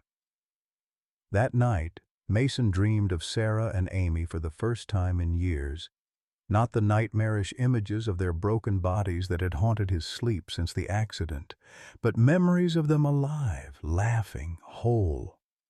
Sarah tending her garden behind their Boston home, Amy running through autumn leaves in this very forest during a long-ago vacation. They were smiling at him, not with sadness or accusation, but with something like encouragement, as if urging him forward into a life they could no longer share. He woke with tears on his face, but an unexpected lightness in his chest. Outside, the first light of dawn was breaking over the eastern mountains, painting the world in shades of pearl and rose. A new day, another chance. 3 days after Hope's return to the wild, Mason woke to the sound of heavy vehicles on his access road. He'd been expecting some kind of official response to Agent Harmon's report, though the multiple engines suggested something beyond a simple follow-up visit. Pulling on a robe over his pajamas, Mason stepped onto the porch to find 3 vehicles approaching. Harmon's government SUV, a larger truck with the Department of Environmental Conservation logo, and Sheriff Parker's patrol car bringing up the rear. The small convoy stopped in front of his cabin, and doors opened almost simultaneously. "Dr. Reed," Harmon called, striding forward with the confident air of someone who believed the full weight of bureaucratic authority stood behind him. "We have some matters to discuss." "Apparently," Mason replied dryly, noting the additional personnel emerging from the DEC truck. 2 uniformed officers and a woman in civilian clothes carrying a leather portfolio. Sheriff Parker approached more slowly, his expression communicating an apologetic warning. "Morning, Mason. Didn't have much choice in this official investigation."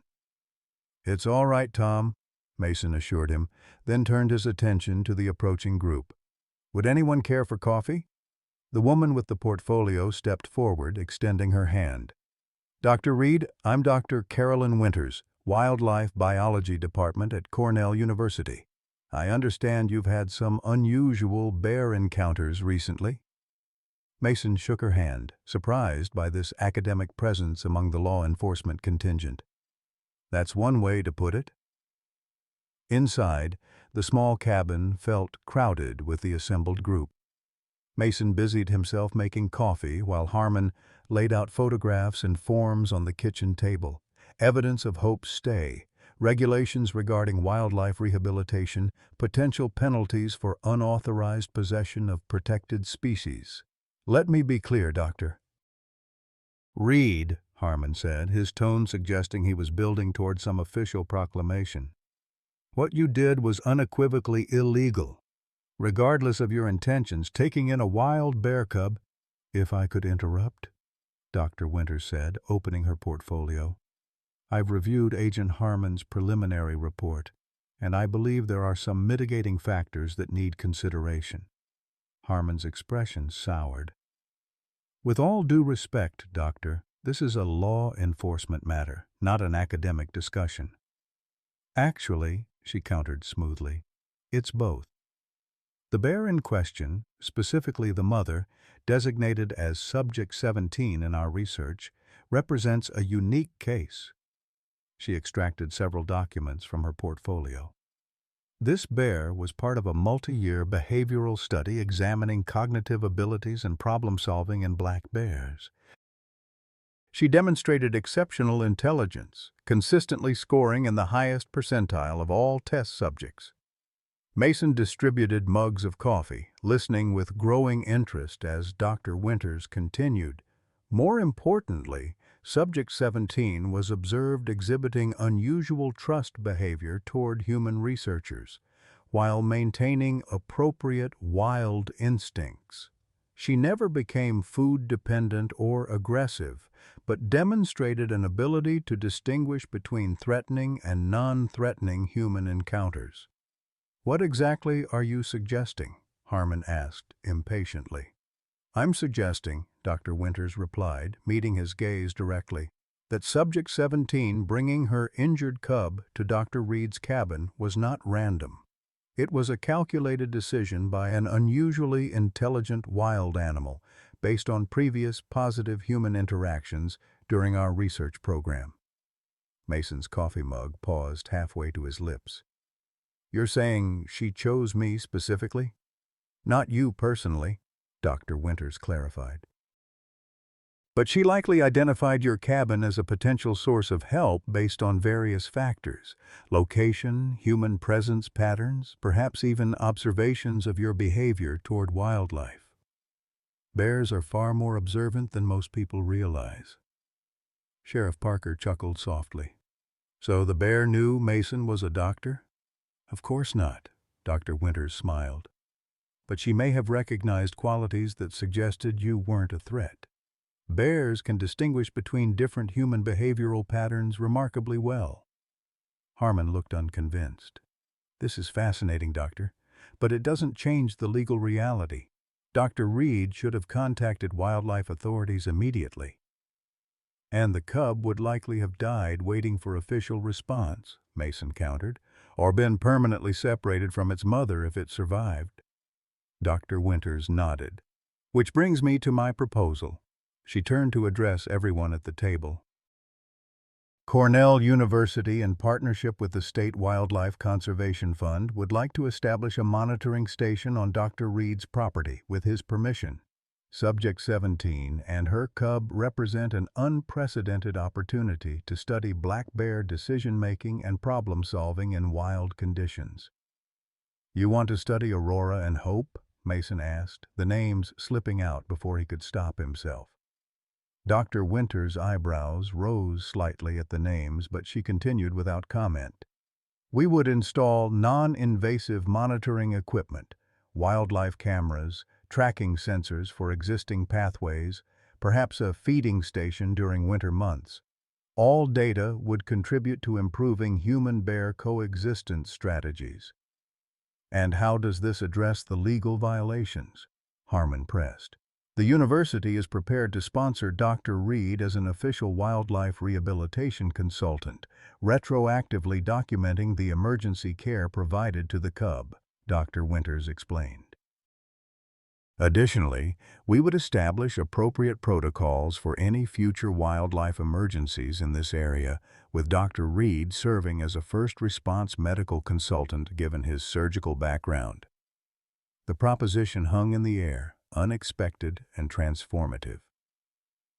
Mason found himself struggling to process the implications, not just a reprieve from potential penalties, but an ongoing connection to Aurora and Hope, a purposeful role in the wilderness he'd retreated to as an escape.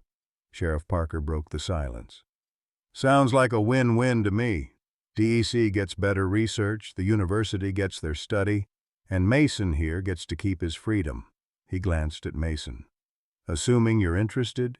All eyes turned to Mason, awaiting his response. The question was about more than wildlife monitoring or legal technicalities. It was about whether he was ready to step out of isolation, to engage with the world again in a meaningful way. I'd need to know more details, he said carefully. About the monitoring, expectations, time commitments. Dr. Winters smiled. Of course, we can discuss everything thoroughly before any decisions are made. Agent Harmon still looked dissatisfied but appeared to recognize he was outnumbered. I'll need all the proper documentation and permits filed before I can close this case. You'll have them by the end of the week, Dr. Winters assured him. The meeting concluded with tentative agreements and promises of follow-up communications. As the group prepared to depart, Dr. Winters lingered behind. There's something else you should know, Dr. Reed, she said once they were alone. We've tracked Subject 17, Aurora, as you call her, since she left your property 3 days ago. Mason felt a surge of concern. Is she all right? And Hope? They're both fine. They've established a territory about 5 miles northwest of here, near a rock formation that provides good den possibilities for winter. Doctor. Winters hesitated, then added, but there's something unusual in their behavior pattern. Twice now, Aurora has returned to within a quarter mile of your cabin, typically at dawn. She doesn't approach closer, just observes from a distance, then returns to her cub. She's checking on me, Mason said softly, the realization both startling and oddly comforting. Perhaps, Dr. Winters acknowledged. Or perhaps she's assessing whether this location remains safe should she need help again. Either way, it's extraordinary behavior for a wild bear, reinforcing why we're so interested in continuing to study her. After everyone had gone, Mason found himself standing at the edge of his property, looking toward the northwest where Aurora and Hope had apparently established their new home. The forest stretched endlessly, a tapestry of autumn colors beneath the clear blue sky, harboring countless hidden lives within its depths. Had Aurora really returned to check on him? The thought stirred something profound within Mason, a sense of connection he hadn't experienced since losing his family. For 5 years he'd existed in self-imposed exile, shutting out the world and its potential for both pain and meaning.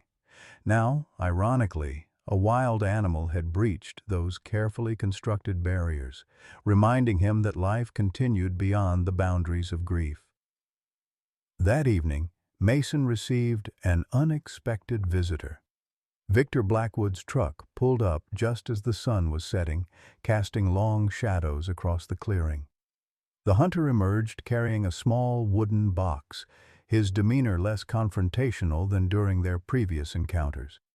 "Heard about the university people coming out," Blackwood said by way of greeting. "Word travels fast around here." "News to me this morning," Mason replied, gesturing toward the porch chairs. "Want to sit?" They settled into an almost companionable silence, watching as twilight deepened over the forest. Finally, Blackwood placed the wooden box on the small table between them. "Brought you something. Figured you might find it useful." Mason opened the box to discover a pair of high-quality binoculars and a small leather-bound journal.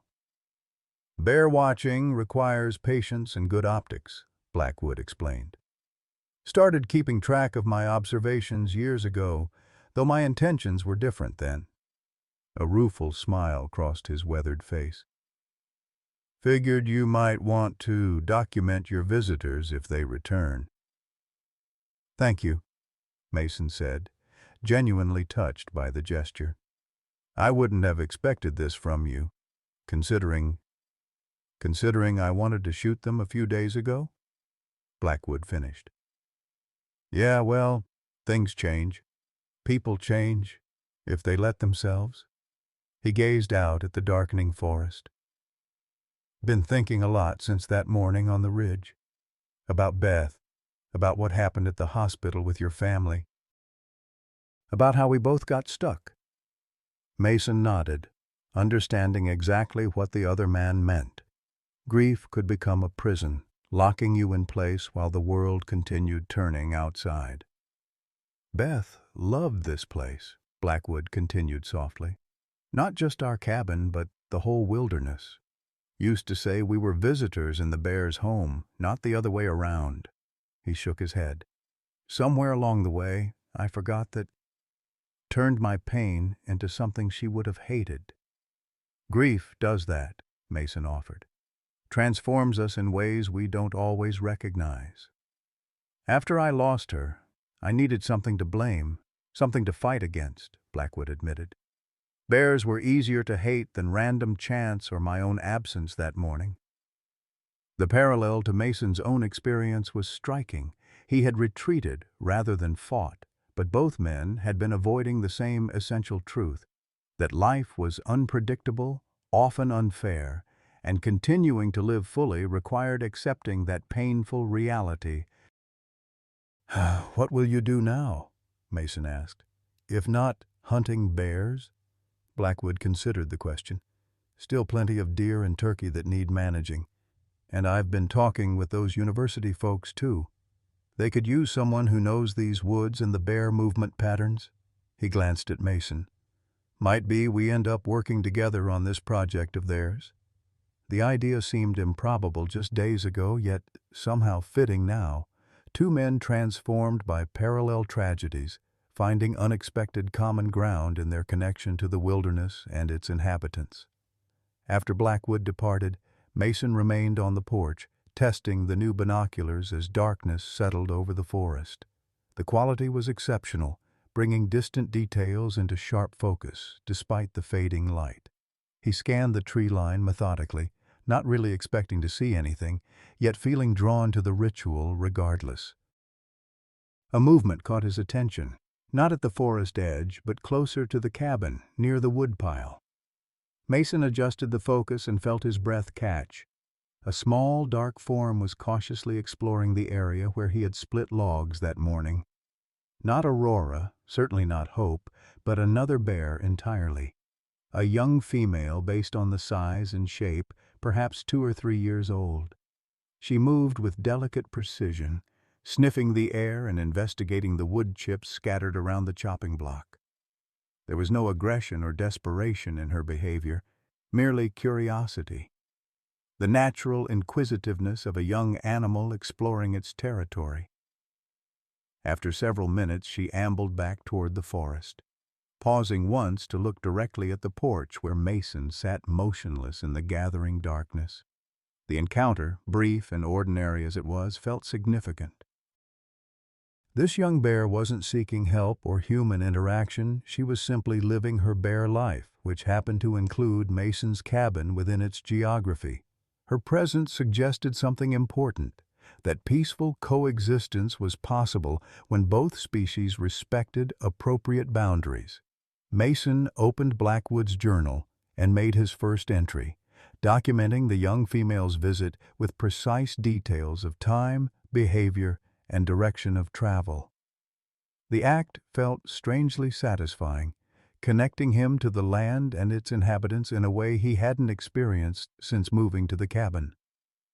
That night, Mason dreamed of the hospital again, the chaotic trauma bay, the desperate efforts to save Sarah and Amy, the final devastating moment when he had to acknowledge defeat.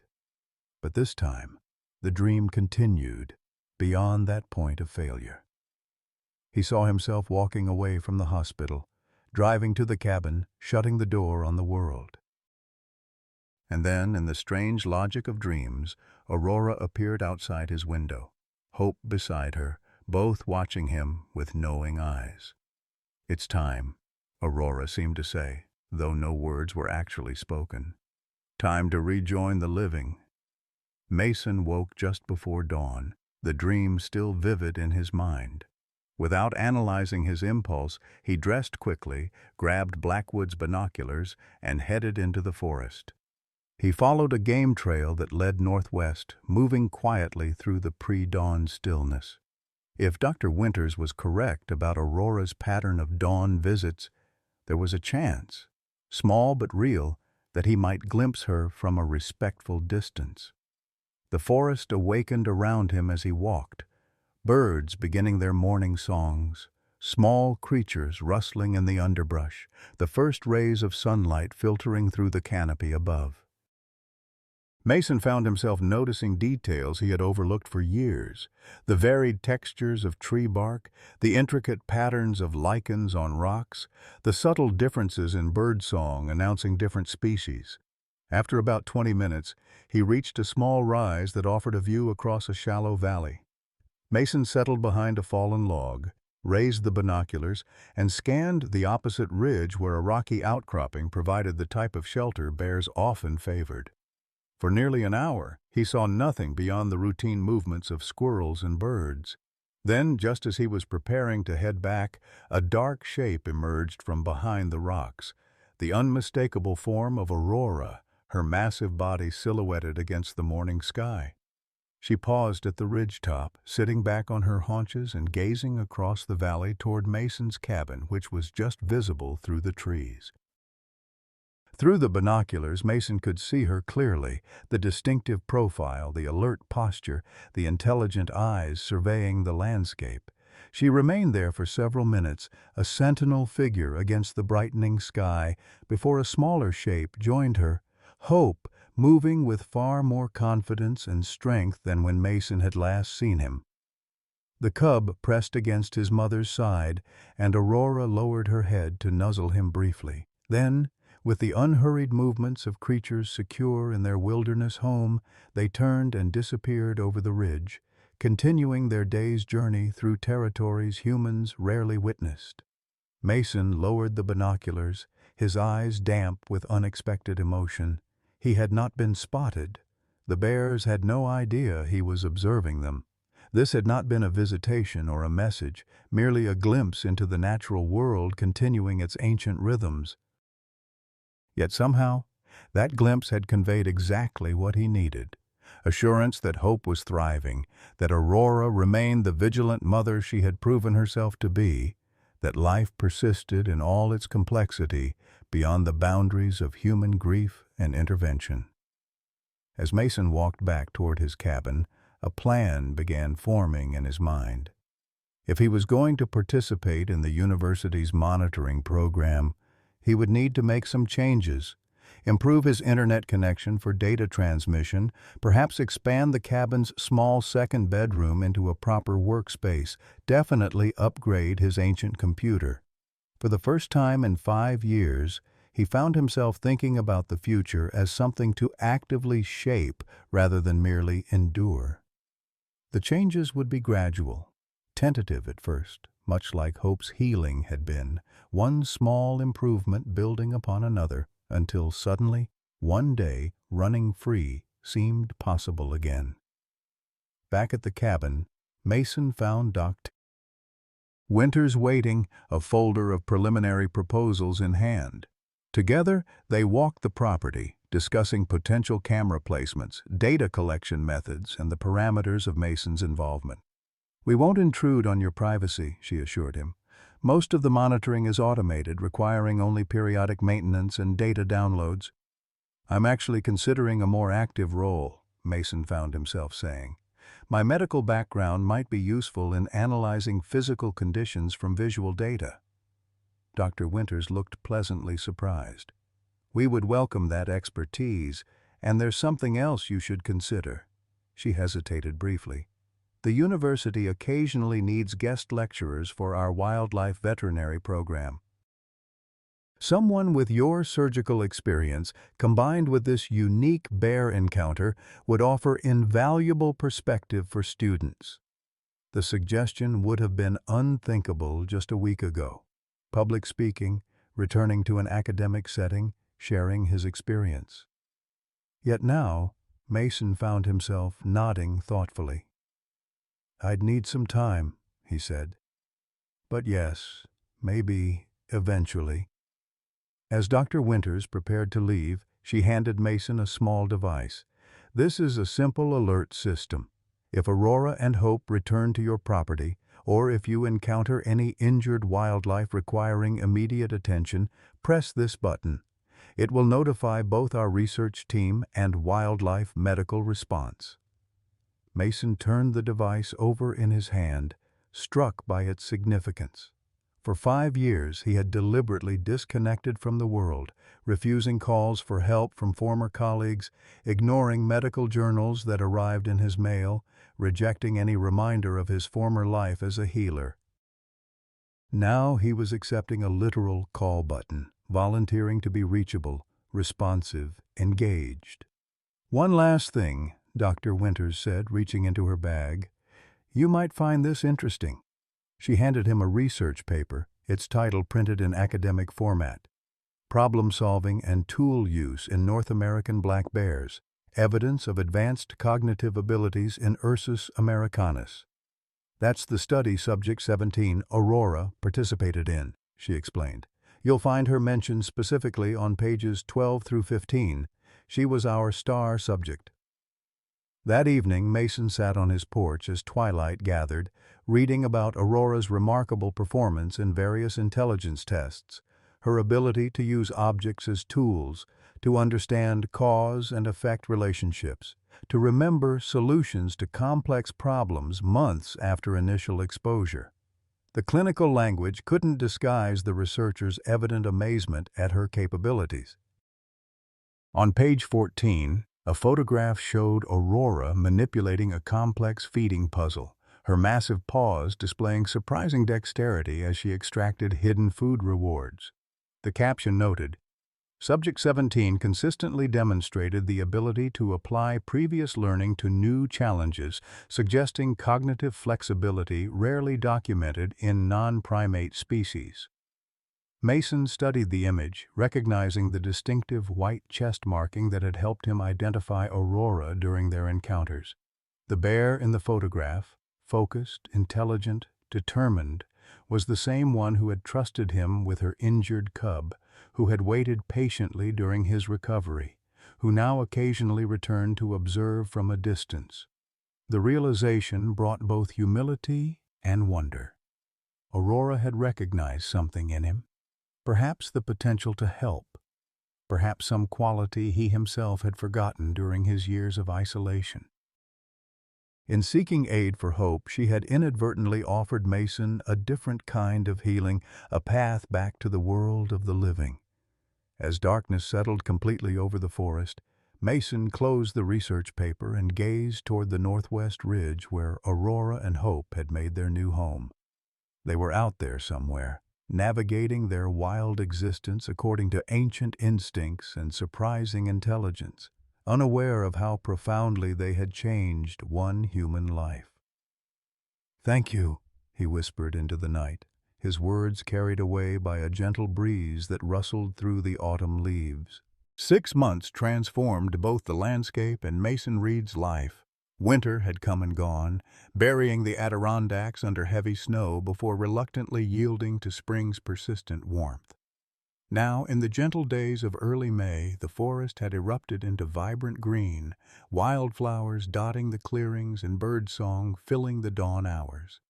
Mason's cabin had undergone its own transformation. The small second bedroom now housed a modest research station, computer equipment connected to the network of wildlife cameras scattered throughout his property, reference books on bear behavior stacked neatly on new shelving, and a wall map marked with colored pins tracking notable sightings. The porch had been expanded to accommodate a covered observation area, complete with mounted spotting scope and weather-protected seating. But the most significant changes weren't physical. Mason himself had slowly emerged from the shell of isolation that had encased him for 5 years. Weekly check-ins with Dr. Winters and her research team had become comfortable routines rather than intrusions. Occasional visits from wildlife biology students no longer sent him retreating into terse silence. Even Margaret Sullivan's regular deliveries of home-cooked meals were now met with genuine conversation instead of polite dismissal. "You're looking well," Margaret observed one afternoon as she handed over a container of beef stew. "Got some color back in your face." "Fresh air and purpose will do that, I suppose," Mason replied, gesturing toward the research station visible through the window. "Mm-hmm," Margaret hummed noncommittally, though her eyes sparkled with approval. "And how are your bear friends doing? Woken up from their winter naps yet?" Aurora and Hope emerged from hibernation about 3 weeks ago. The cameras caught them at the North Ridge Den site. Mason couldn't keep the excitement from his voice. "Hope's grown considerably, nearly twice the size he was last fall, and his injured leg seems completely healed." "Nature's remarkable that way," Margaret said. "Given half a chance, living things find a way to heal." The observation hung between them, its application to Mason's own recovery remaining tactfully unspoken. Later that day, Mason reviewed recent footage from the wildlife cameras. True to Dr. Winters' prediction, Aurora had maintained a territory that included the ridge overlooking his cabin, though direct sightings remained rare. Hope, now technically a yearling rather than a cub, showed all the hallmarks of normal development: curious, playful when appropriate, increasingly independent while still clearly bonded to his mother. Most fascinating to Mason was the evidence of Aurora's continuing intelligence. One camera had captured her systematically turning over specific rocks to find hibernating insects, a learned behavior rather than instinct. Another showed her teaching Hope to strip bark from young trees to access the nutritious cambium layer beneath, demonstrating the process several times until he mastered it. Mason documented these observations meticulously, his medical training lending precision to his notes that the university researchers particularly valued. What had begun as a legal compromise to avoid wildlife violations had evolved into a genuine collaboration, with Mason's unique perspective enriching the academic study. His phone rang, Victor Blackwood's name appearing on the display. Another unexpected development of the past months had been his growing friendship with the former bear hunter. Their shared experience on Miners Ridge had created a connection that neither man had anticipated, but both had come to value. "Mason," Blackwood greeted him without preamble. "Got something you'll want to see. Can you meet me at the North Fire Road entrance in about an hour? Problem with one of the cameras?" "No, nothing like that. Just trust me on this one." Intrigued, Mason agreed. Their unlikely partnership had proven effective for the research project, Blackwood's intimate knowledge of the forest complementing Mason's medical expertise. Together, they maintained the network of cameras and tracking stations, Blackwood handling the more remote installations, while Mason focused on data analysis and health monitoring. The North Fire Road marked the boundary between Mason's property and state forest land. As he parked his truck at the designated meeting spot, Mason spotted Blackwood's vehicle already waiting, its owner leaning against the hood with binoculars in hand. "What's this all about?" Mason asked as he approached. Instead of answering, Blackwood handed him the binoculars and pointed toward a small clearing about 200 yards up the slope. "Take a look." Quietly, Mason raised the binoculars and adjusted the focus. For a moment he saw nothing unusual, just spring vegetation and scattered deadfall from winter storms. Then a movement caught his eye, and he found himself staring at Aurora. The bear was methodically turning over logs, presumably searching for grubs or other insects. But it wasn't Aurora that had prompted Blackwood's call. "Is that—" Mason began, his voice trailing off in disbelief. "2 cubs," Blackwood confirmed. "Brand new, born this winter, probably about 3 months old now." Through the binoculars, Mason could clearly see the tiny cubs, each no larger than a beagle, tumbling over each other as they explored the clearing under Aurora's watchful eye. Their dark fur gleamed in patches of sunlight, their movements displaying the clumsy enthusiasm of all young animals discovering their world. "But where's Hope?" Mason asked, scanning the area for the yearling. "About 50 yards to the east, keeping his distance. Watch the bigger fallen pine." Mason shifted his view and located Hope, now nearly the size of a large dog, perched on a fallen tree trunk observing the scene from a respectful distance. His posture showed alertness without aggression, curiosity tempered by caution. "Is this normal?" Mason asked. "I thought yearlings stayed with their mothers until the 2nd year." "Usually, yes," Blackwood replied. "But it's not uncommon for yearlings to give new cubs some space while remaining loosely attached to the family group, especially males." They watched in silence as Aurora continued her methodical foraging, occasionally checking on the cubs, but never moving too far from them. At one point, the larger cub wandered toward the edge of the clearing, and Aurora immediately vocalized, a soft but authoritative grunt that sent the little one scurrying back to safer ground. "She's an exceptional mother," Blackwood observed. "Protective without being aggressive, attentive without being smothering. And Hope seems to be adapting well to his new siblings. Half-siblings, technically. Those cubs would have a different father." The reminder of bear reproductive biology, that Aurora would have mated last spring, possibly around the same time Hope was injured, added another layer to the already remarkable story. Despite the trauma of nearly losing one cub, despite the risk of seeking human help, Aurora had continued the natural cycle of bear life, ensuring her genetics would pass to a new generation. "Dr. Winters is going to be thrilled," Mason said, lowering the binoculars. This significantly expands the research potential, tracking how Aurora's exceptional problem-solving abilities might be inherited or taught to multiple offspring. Blackwood nodded, though his expression suggested he was considering something beyond academic research. You know what this means for Hope, though, right? By next spring, Aurora will likely encourage him to establish his own territory. Males usually disperse farther than females. The thought brought an unexpected pang. Mason had grown attached to monitoring Hope's progress, celebrating each milestone in his development. The idea of the young bear potentially leaving the research area hadn't occurred to him. "That's the natural order, I suppose," Mason said finally. "Growth means independence, for bears as much as people." "Speaking of growth," Blackwood said, changing the subject, "heard you're giving that lecture at Cornell next month." Mason nodded, still somewhat amazed by his own agreement to the speaking engagement. "Just a guest lecture for the Wildlife Veterinary Program. Nothing fancy.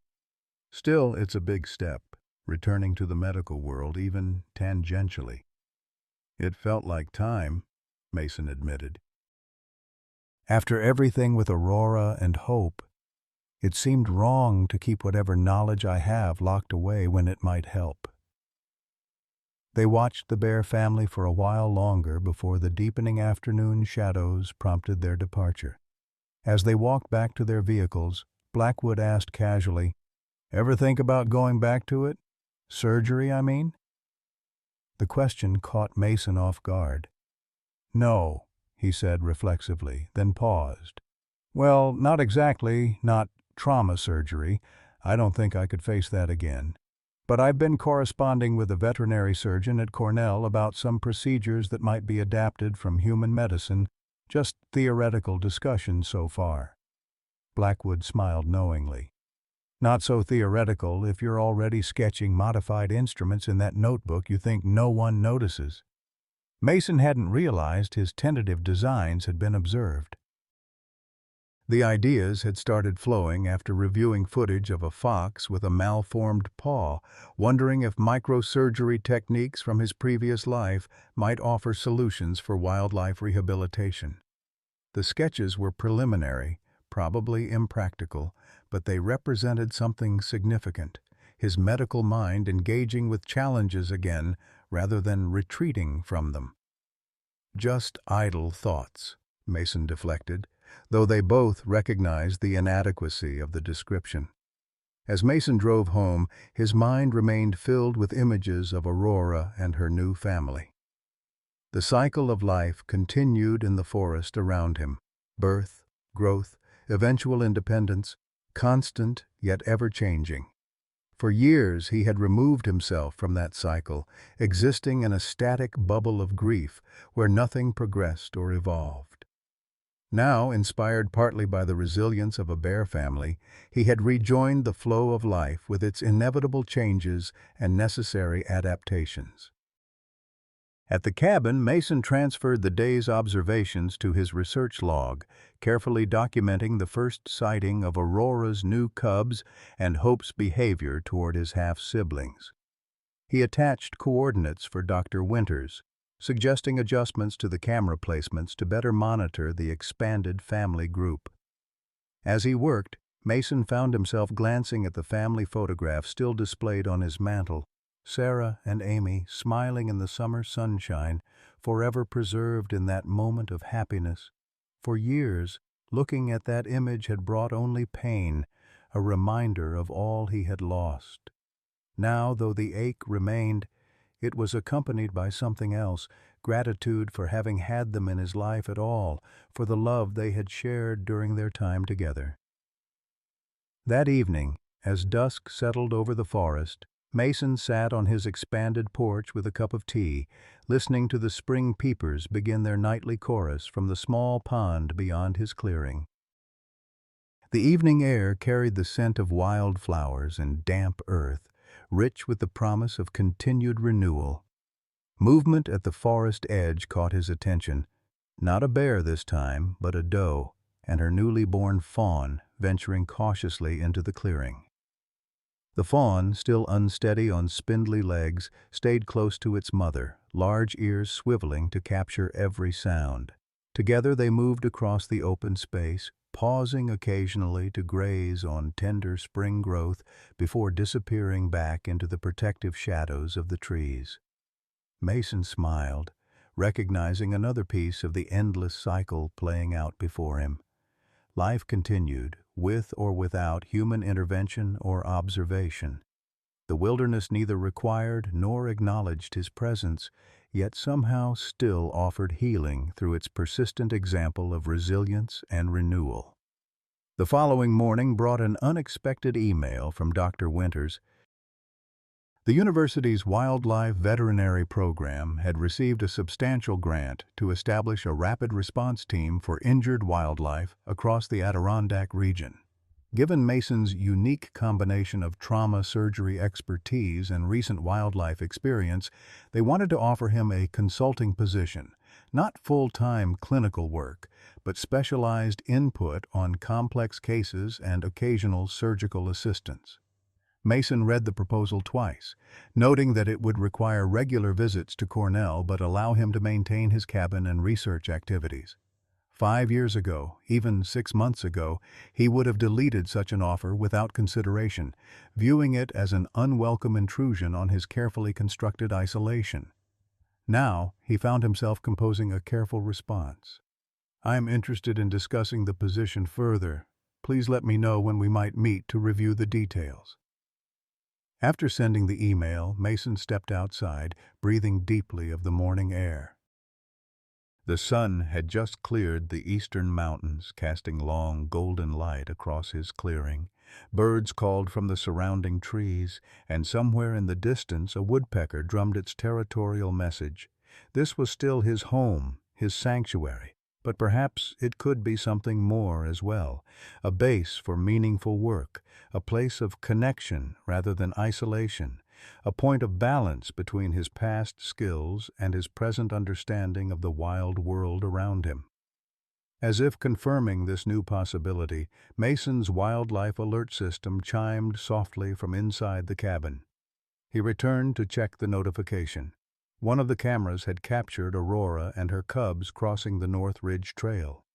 The image showed the mother bear paused in a shaft of morning sunlight, her cubs clustered near her feet, all three looking directly toward the camera with expressions of alert curiosity.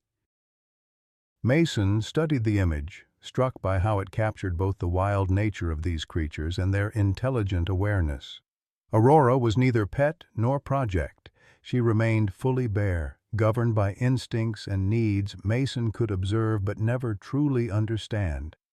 Yet the connection between them was real nonetheless, forged in that extraordinary moment when she had trusted him with her injured cub.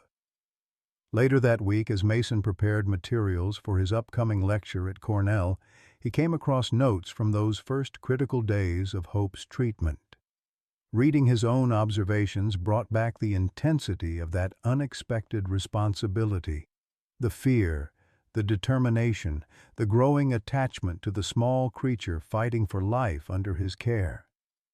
On impulse, Mason opened the hall closet where he had stored the items from Hope's stay, the nest of blankets, the makeshift medical supplies, the simple toys fashioned to keep a recovering cub occupied.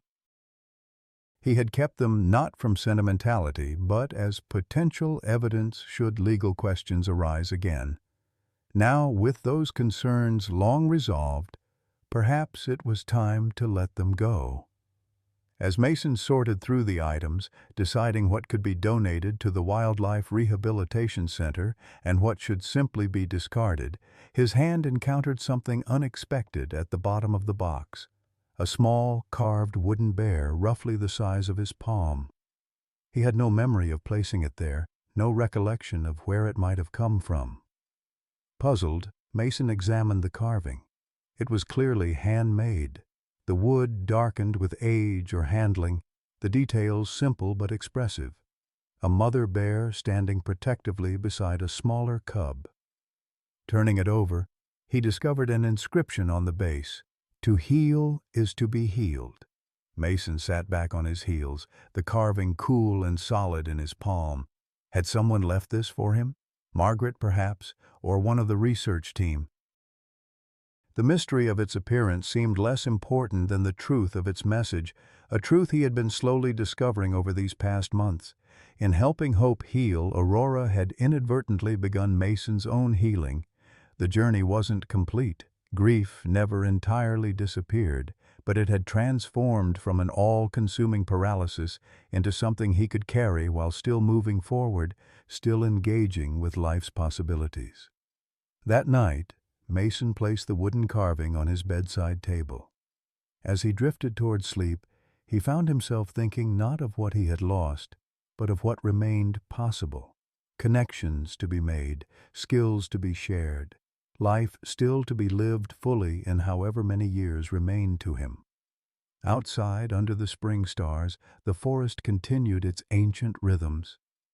Somewhere within its depths, Aurora watched over her new cubs, while Hope began the gradual process of finding his own path. None of them would ever fully understand how their lives had briefly intersected with such profound consequences, but perhaps understanding wasn't necessary. Only the recognition that in this vast, complex world, healing often came from the most unexpected sources, reaching across the boundaries between species to touch something universal in all living beings. Mason's last thought before sleep claimed him was simple but profound. Sarah and Amy would be proud of the man he was becoming again, not despite his grief, but because he had finally allowed it to transform rather than define him. And somewhere in that thought was the peace he had been seeking all along. In Mason Reed's journey, we find a reflection of our own. Like him, many of us have experienced profound loss, the kind that makes us want to shut the door on the world. At 68, Mason believed his life's purpose had ended with his family's tragedy. Yet through an unexpected encounter with a mother bear and her injured cub, he discovered that healing often comes when we least expect it and from sources we could never imagine.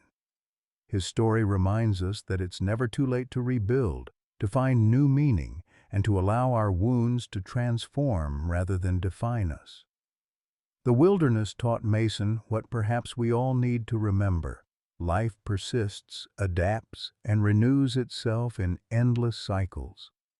If you've ever felt stuck in grief or isolation, remember that connection, even to something as unlikely as a wild animal, can bridge the gap back to living fully again. The wooden carving's message says it all. To heal is to be healed. Have you ever experienced unexpected healing from an unlikely source? What small step might you take today to open your door to new possibilities? Please share your thoughts in the comments below. Your story might be exactly what someone else needs to hear.